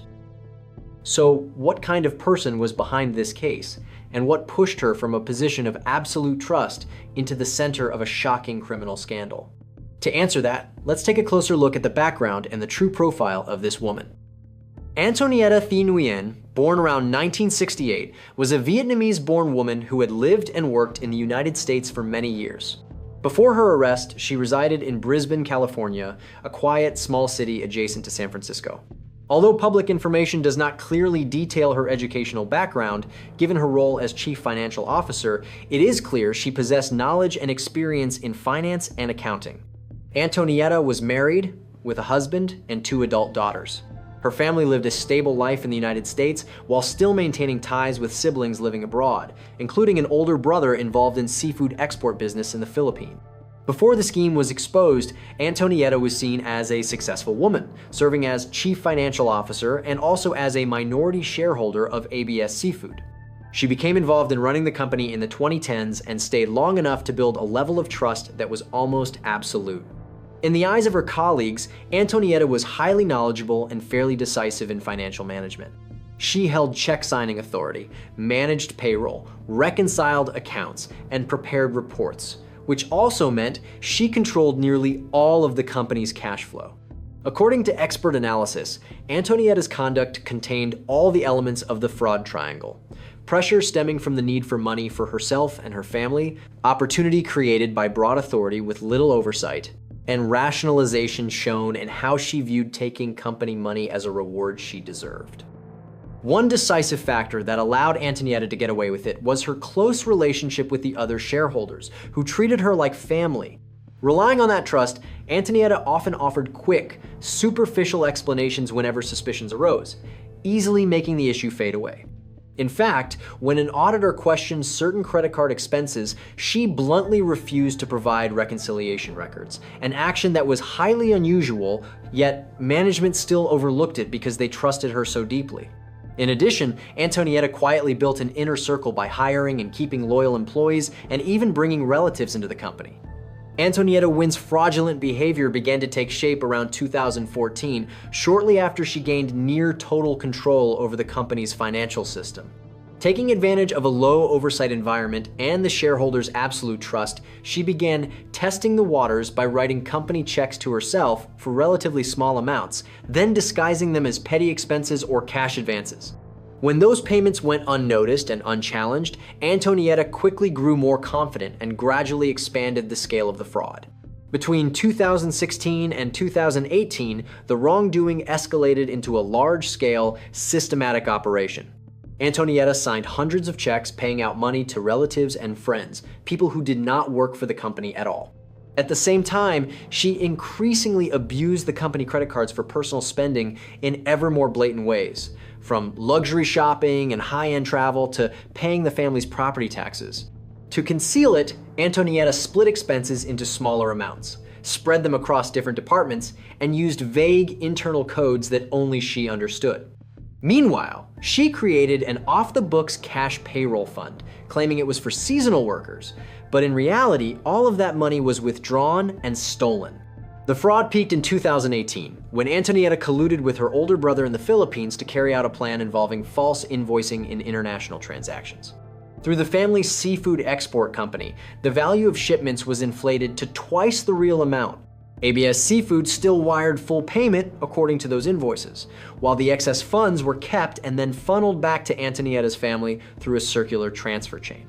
This method was especially sophisticated because it was concealed behind what appeared to be legitimate commercial transactions, making it impossible for shareholders to detect through routine bookkeeping checks. By the end of 2018, the total amount embezzled had reached millions of USD, enabling Antonietta to live a lavish lifestyle and gradually treat company money as her personal property. The period from 2019 to early 2020 was the final stretch before the scheme was exposed. During this time, Antonietta continued to maintain a fabricated financial picture. The company's revenue was reported as still rising, but profits remained low. She typically explained these discrepancies with vague reasons, such as higher costs or market fluctuation. When the COVID-19 pandemic erupted in early 2020, the situation quickly shifted. Revenue dropped sharply, while unusual expenditures continued, leading some employees to begin raising questions. The later discovery of suspicious checks triggered an internal investigation, which rapidly expanded once a financial fraud specialist was brought in. After the investigation concluded, the Antonietta Nguyen case went to trial in the United States District Court for the Northern District of California in San Francisco. Before trial, Antonietta Nguyen faced a series of serious charges, including 12 felony counts such as wire fraud, conspiracy to commit fraud, money laundering, and willful tax evasion. According to the indictment, each wire fraud count carried a maximum sentence of up to 20 years in federal prison and a fine of $250,000. Money laundering carried up to 20 years in prison and $500,000, while tax evasion carried a maximum sentence of 5 years in prison and $100,000. In theory, if the maximum sentence were imposed on all counts, Antonietta could face a total sentence of more than 100 years in prison, though the actual sentence would still depend on the sentencing guidelines and the judge's final decision. The trial formally took place in June 2025 and lasted about 2 weeks. In court, prosecutors emphasized that Antonietta's actions were intentional, repeated over 6 years, and caused exceptionally severe harm to the victims. Prosecutors also cited false statements and the defendant's efforts to destroy or conceal evidence to demonstrate clear criminal intent. The verdict date was set for mid-June 2025. After 2 days of deliberations, the jury found Antonietta Nguyen guilty on all 12 charges. Right in the courtroom, the defendant was handcuffed in front of those present. Sentencing was held in November 2025 after being postponed from October to November 14th. In considering the punishment, the judge weighed both sides of the case. On the one hand, losses of more than 9 million USD were deemed exceptionally serious, and the fraud had taken place over many years. On the other hand, the defendant was 57 years old, had previously had a clean record, most of the embezzled money had already been spent, so recovery prospects were limited, and she did not flee or continue destroying evidence after the investigation began. Based on these factors, the court sentenced Antonietta to 36 months in federal prison, along with 3 years of supervised release after completing the prison term. This sentence was significantly lower than the maximum statutory penalties, reflecting the court's consideration of the defendant's age, health, and the specific nature of a financial crime case.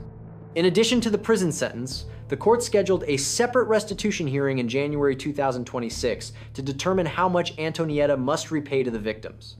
The expected restitution amount would be equivalent to the company's net losses, around 9 million USD, after deducting any sums recovered through asset forfeiture. Prosecutors also asked the court to require the defendant to sell personal assets, such as her home and luxury items, to compensate the company and to pay more than $121,000 in unpaid taxes to the Internal Revenue Service. Upon hearing the 3-year prison sentence, Antonietta gave a slight nod of acceptance, seemingly understanding that it was relatively lenient compared with the damage she had caused. Meanwhile, some company shareholders present in court expressed dissatisfaction, arguing that 3 years was far too little for 6 years of systematic deception. After sentencing, Antonietta Nguyen was remanded into custody, and the court allowed her to voluntarily surrender to begin serving her sentence on February 6, 2026. This decision was intended to give her time to arrange family matters and complete procedures related to restitution. And so, the journey nearly came to an end. From a trusted financial expert, Antonietta became a federal inmate, paying the price for years of benefiting from the collective sweat and assets of others. The Antonietta Nguyen case sent shockwaves through San Francisco's business community and the local financial world.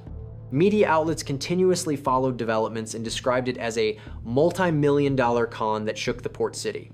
In particular, the image of a quiet Vietnamese-born woman who turned out to be behind a large-scale fraud left many people stunned. Within the local Vietnamese community, the case brought both regret and a harsh lesson. In addition, many unusual details have still not been fully clarified. For example, whether the family of Antonietta's older brother in the Philippines has faced consequences remains unanswered publicly. It is possible that US authorities forwarded the file to Philippine agencies to review potential money laundering related conduct, but to date, no outcome has been announced.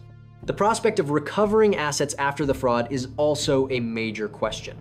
Although Antonietta's assets were frozen, many believe the recoverable amount will represent only a small portion through the sale of her home, vehicles, and luxury items, while most of the losses may ultimately have to be accepted as unrecoverable. As for the victims, ABS Seafood and its shareholders suffered heavy consequences, both financially and in terms of reputation. The company is still struggling to recover and even faces the risk of shutting down due to compounding difficulties. This is a painful price that even a prison sentence for the person responsible cannot fully make right. What do you think? Does a 3-year prison sentence for a systematic fraud capable of destroying an entire organization's livelihood truly fit the crime? Leave your thoughts in the comments. In late 2021, the United States Financial Crimes Enforcement Network, FinCEN, received alerts about a series of unusual transactions. The report showed thousands of small payments that, combined, totaled millions of USD, flowing into several business accounts under the name of an international media company. Many of those transactions originated from prepaid debit cards issued to state unemployment benefit recipients. Around the same time, the Department of Labor Office of Inspector General, DOL-OIG, also began receiving complaints from states that unemployment benefits were being drained through prepaid card networks. Many Americans had lost their jobs during the pandemic and were desperately relying on unemployment assistance to survive the crisis. But when they applied for benefits, they were rejected because their identities appeared to have been used already. For example, a woman in California discovered that someone else had collected her unemployment benefits. A veteran in Texas received a benefits card in the mail even though he had never applied. In other words, these law-abiding citizens suddenly lost their rightful support despite doing nothing wrong. After receiving the alerts, a federal investigative task force was formed to follow the earliest leads. By piecing together the data, investigators traced the money to a bank account in New York belonging to a multinational media company called the Epoch Times, an account that had received an enormous, mysterious influx, totaling 67 million USD. Authorities quickly hypothesized that this could be a money laundering signal tied to highly sophisticated COVID-19 relief fraud. On the surface, everything looked clean. Money was deposited into a legitimate corporate account, but its origin was extremely murky. The task force began collecting bank data, transaction statements, account holder information, and transfer histories. The overall picture gradually came into focus. That account was receiving money from countless prepaid cards, each card tied to an unemployment benefit recipient somewhere in the United States during the COVID-19 period, at roughly $600 per week. That money was then routed through multiple intermediary accounts. A large portion was also quickly converted into cryptocurrency and moved through crypto wallets. After recording and organizing the electronic data, investigators identified several red flags. First was a repeated transaction pattern, using unemployment benefit cards to purchase cryptocurrency. Next, identity data also appeared to have been stolen. Investigators found that many bank accounts and crypto wallets were opened under the names of United States citizens who had no connection to the case at all. This indicated that their personal information had been exploited to create fraudulent accounts. And although the money moved through a complex maze, in the end, a very large portion still landed in the official accounts of the Epoch Times and several affiliated companies. That effectively turned the company into a money laundering machine for a huge volume of illegal funds, even though on paper it was reported as legitimate revenue. The question now was, did the company's leadership know about this, or were they themselves the masterminds and accomplices?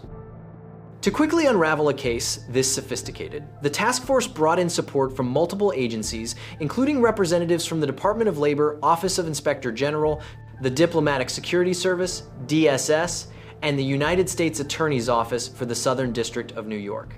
The team's initial assessment was that this was an organized money laundering operation, with the potential to expand across borders.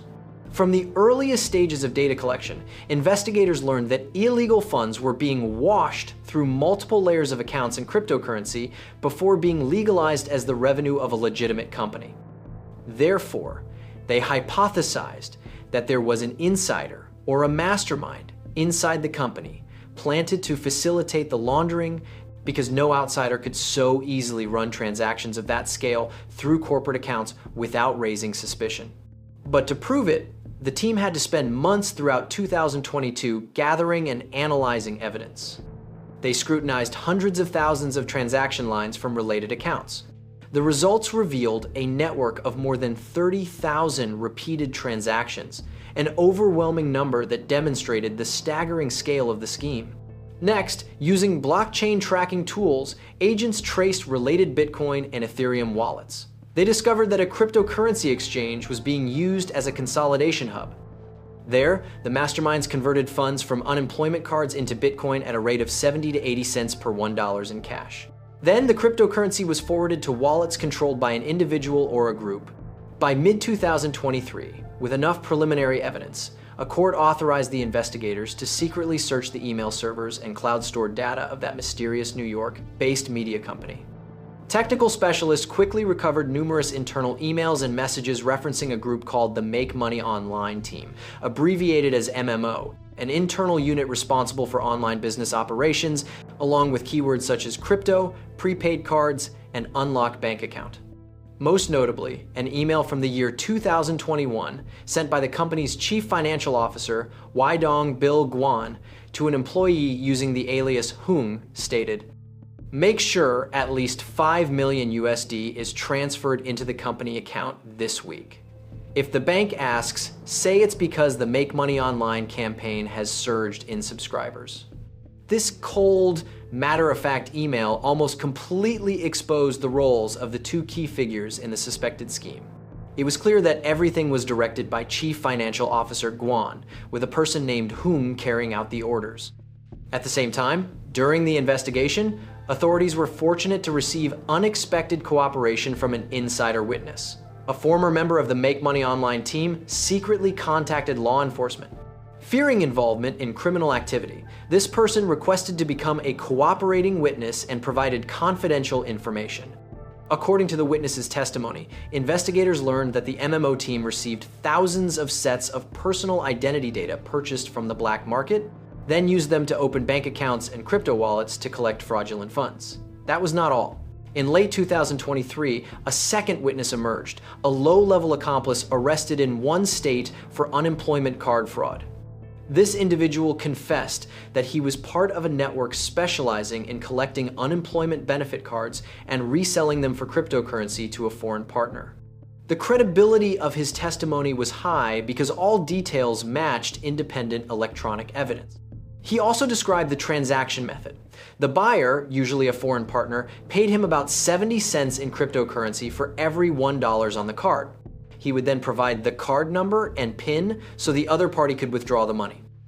This testimony unlocked a crucial point, confirming the existence of an overseas mastermind coordinating the purchase of fraudulent funds using cryptocurrency. Although the only identifier the witness remembered was an online alias, the crypto wallet account used by the buyer had already been on investigators' radar. That account matched the information they had regarding the person named Hung mentioned in the chief financial officer's emails. So who exactly was this person, and where was he? Through diplomatic channels between the United States Department of Justice and authorities in South Korea and Vietnam, investigators traced the identity to Le Van Hung, a Vietnamese employee working at the Epoch Times' Asia office. Travel records showed that Hung had left Vietnam for South Korea in mid-2024. Based on location data, Hung's mobile phone was found to be active in Seoul. Immediately, the United States Diplomatic Security Service coordinated with South Korean police to place Hung under discreet surveillance. In parallel, through mutual legal assistance agreements, the United States obtained Hung's chat and email history. Among them were messages in which Hung instructed another person to call a bank while impersonating the account holder in order to unlock a frozen bank account. This was a key piece of evidence showing Hung's active participation in the conspiracy. Thanks to these meticulous investigative steps, by the end of 2023, prosecutors had sufficient grounds to identify the suspects. They were Wai Dong, Bill Nguyen, Chief Financial Officer of the Epoch Times, and Le Van Hung, the employee in charge of the MMO team at the overseas office. From there, detailed profiles of the two individuals were established. Wai Dong, Bill Nguyen, 61 years old, had served as Chief Financial Officer of the Epoch Times since before 2020. He moved to the United States in the 1990s, holds a Master of Business Administration degree, and previously worked for several Chinese-American nonprofit organizations. A practitioner of Falun Gong, Nguyen joined the Epoch Times, a newspaper founded by that community, and rose to the position of Chief Financial Officer due to the trust placed in his abilities. In his personal life, Nguyen lived with his wife in New Jersey, appeared intellectual, and had no prior criminal record. However, signs of abnormal conduct linked to criminal activity had begun to surface in recent years. During the period from 2019 to 2020, Epoch Times revenue surged dramatically. Nguyen explained internally that this was due to a new business strategy. He even lied to banks when questioned about the sudden influx of funds, claiming that the money came from donations. The other suspect was Le Van Hung, 29 years old, a Vietnamese national who played a key accomplice role. Hung graduated from university in Vietnam with a major in information technology, worked as a freelance online worker, and then joined the Epoch Times around the period from 2019 to 2020. He was recruited into the Make Money Online group, a special unit of the Epoch Times based overseas, whose official mission was to develop online business operations. Young, single, fluent in English, and highly tech-savvy, Hung quickly became Nguyen's effective right-hand man in online dealings. Nguyen trusted Hung enough to place him in charge of the MMO team, showing that he had organizational ability and understood how digital financial systems operate. Inside the company, Hung kept a low profile, and few people knew what he actually did because the MMO team operated separately and overseas. Hung's family background in Vietnam was also unremarkable. His parents ran a small business. He had no criminal record in Vietnam, but investigators suspected he had participated in hacker forums and online data black markets. That experience was likely what enabled Hung to gather or purchase United States citizens' personal information for opening fraudulent accounts. The case files on the two suspects and their alleged crimes were quickly finalized and presented to a federal grand jury in late May 2024. At that point, what needed to be done urgently was arrest and prosecution. Early Sunday morning on June 2, 2024, FBI agents and Diplomatic Security Service personnel suddenly raided the home of Wai-dong Bill Nguyen in Secaucus, New Jersey. Nguyen was handcuffed before he could mount any real resistance. In a quick search, agents seized his phone, computers, and banking documents from the residence. That same day, Nguyen was transported to federal court in Manhattan to appear before a magistrate judge. He was charged with conspiracy to commit money laundering and bank fraud. Because the alleged motive involved personal gain and advancing his own political agenda, he faced a maximum sentence of 20 years for money laundering and 30 years for each bank fraud count. However, Nguyen pleaded not guilty at the initial arraignment, and the court set bail at $3 million USD for his release pending trial. As for Lê Văn Hung, surveillance indicated that he was in South Korea. Therefore, the United States Department of Justice and South Korea's Ministry of Justice coordinated to track him down in Seoul in early November 2024. They caught Hung while he was hiding in a serviced apartment. When handcuffed, Lê Văn Hung appeared shocked but did not resist. During the search of his residence, authorities seized an encrypted laptop containing cryptocurrency wallets and a list of thousands of United States citizens' personal information. After about 10 days to complete procedures, Hung was extradited to the United States on November 15, 2024, and appeared in court the next day. There, he was ordered detained without bail due to a high flight risk. But like Nguyen, Hung denied all allegations at his initial arraignment. However, based on witness statements and multiple leads, investigators successfully reconstructed the full picture of this shocking money laundering scheme. In the year 2019, the Epoch Times wanted to expand its influence but faced financial difficulties. Wai-dong Bill Nguyen, as chief financial officer, constantly struggled to find new revenue sources. In the end, he came up with a dark money-making solution. Nguyen created a special group called Make Money Online, recruiting several young, highly skilled IT workers at the Asia office, including Lê Văn Hung. On the surface, the MMO team was tasked with boosting online revenue. But Nguyen's real purpose in creating this group was to build a lab for unconventional money-making, more flexible and less likely to be noticed by headquarters. Early 2020 was when the COVID-19 pandemic erupted, the economic crisis spread, and the United States government quickly approved generous unemployment relief programs. A golden opportunity appeared in the eyes of Nguyen and Hung. From New York, Nguyen heard about unemployment benefit fraud schemes and quickly realized the stolen funds were enormous and that the criminals behind them needed a way to wash that money safely. At the Asia office, Hung was also monitoring underground forums and found numerous offers for benefit debit cards loaded with money. A criminal idea took shape. Why not have the Epoch Times buy this dirty money at a discount, then record it as clean revenue for the company? Nguyen secretly communicated with Hung through encrypted channels, and the two agreed to launch the plan. In mid-2020, Hung began building the infrastructure for the operation. He created dozens of anonymous cryptocurrency wallets, set up shell companies, and collected lists of leaked personal information from the dark web. Hung also trained several trusted MMO team members on how to open online bank accounts using stolen identities and how to conduct crypto transactions. On his end, Nguyen opened additional corporate bank accounts for the Epoch Times and its related companies, spread across multiple banks. He also proactively contacted a small overseas cryptocurrency exchange and secretly negotiated arrangements to buy Bitcoin using USD wire transfers. From late 2020 to early 2021, preparations were completed and the plan was officially launched. Hung reached out to unemployment benefit fraud criminals and offered a deal. He would buy the funds loaded on prepaid unemployment cards for about 70% of their face value. To keep transactions safe, Hung required sellers to send him the card data. In return, he would transfer the corresponding Bitcoin to their wallets. Everything was done online, under anonymity. Hung and his group then withdrew money from those cards or transferred funds from the cards into bank accounts they controlled. After the money reached intermediary accounts, Hung moved it back and forth across multiple accounts to erase traces of its origin. At the same time, part of the money was converted into Bitcoin and then sold back into USD, which was deposited into company accounts designed to conceal any direct link to the stolen unemployment benefit card funds.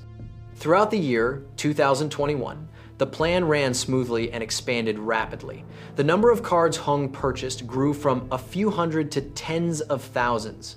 Dirty money poured into the company at such a volume that the Epoch Times' records showed revenue in 2021, rising by 410% compared with 2020. Company leadership celebrated these dream results.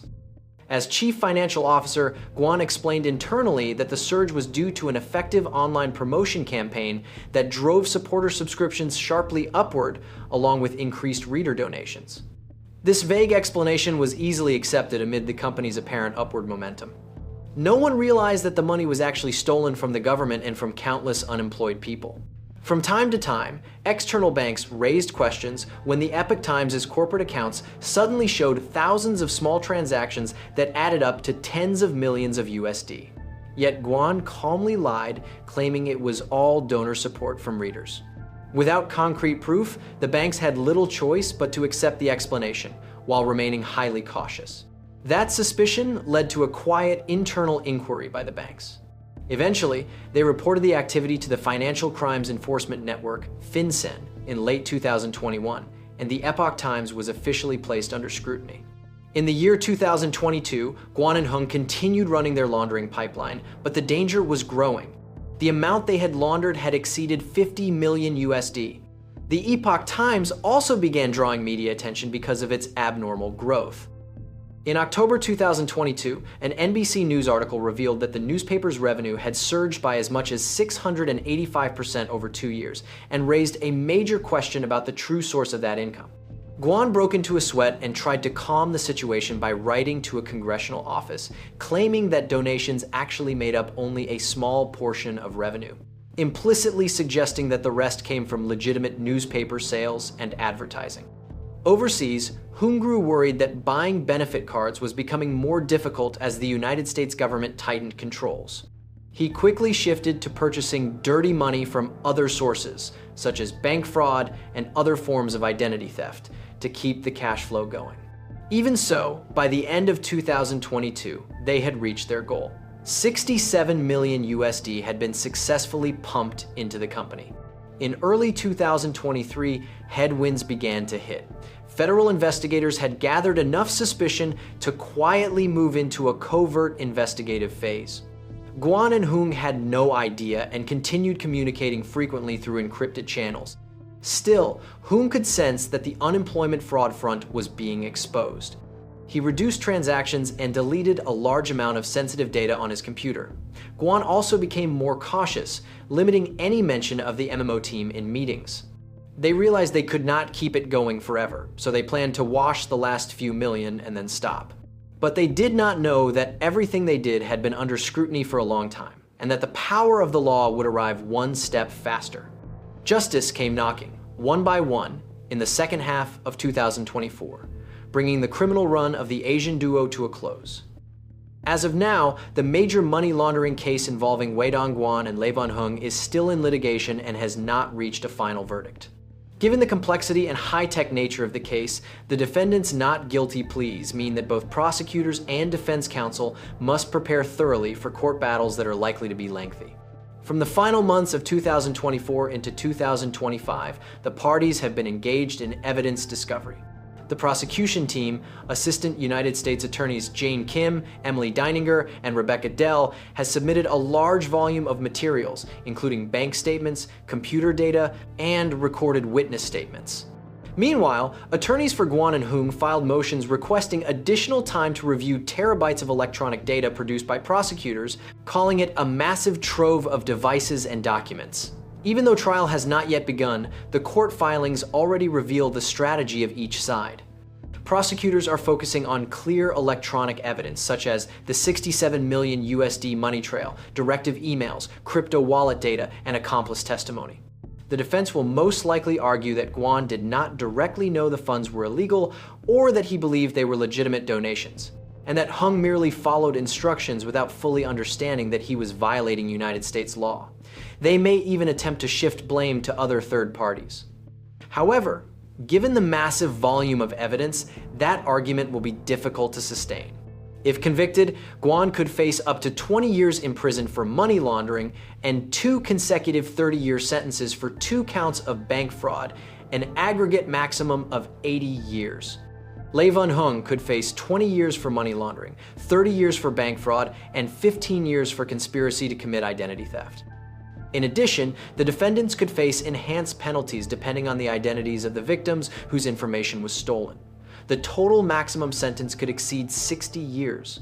With penalties of that length, the 2 defendants would effectively be facing life behind bars. But the most dramatic developments are still ahead. Everything now awaits February 2nd, 2026, when the court is expected to deliver a clear judgment. For the United States, this case hit like an explosion. No one could believe that tens of millions of USD in taxpayer money had been stolen and only discovered much later, sparking intense public outrage. Even worse, that money was meant to support unemployed people, those already struggling at rock bottom. So the brazenness of Nguyen and Hung only poured fuel on the fire. More bitter still, the name exploited in this scheme was the Epoch Times, a major newspaper and media organization that had often spoken out in the name of justice. A place that once took pride in promoting morality and righteousness was now betrayed by its own financial leadership. And what about you? Given the despicable harm caused, what sentence do you think the 2 defendants, Nguyen Nguyen and Lê Văn Hung, should receive? Let Vietnamese Case Files know in the comments below. And if you found today's episode compelling, don't forget to leave 1 like and 1 subscribe for Vietnamese Case Files so you can continue following other thrilling stories in the future. Goodbye, and see you next time.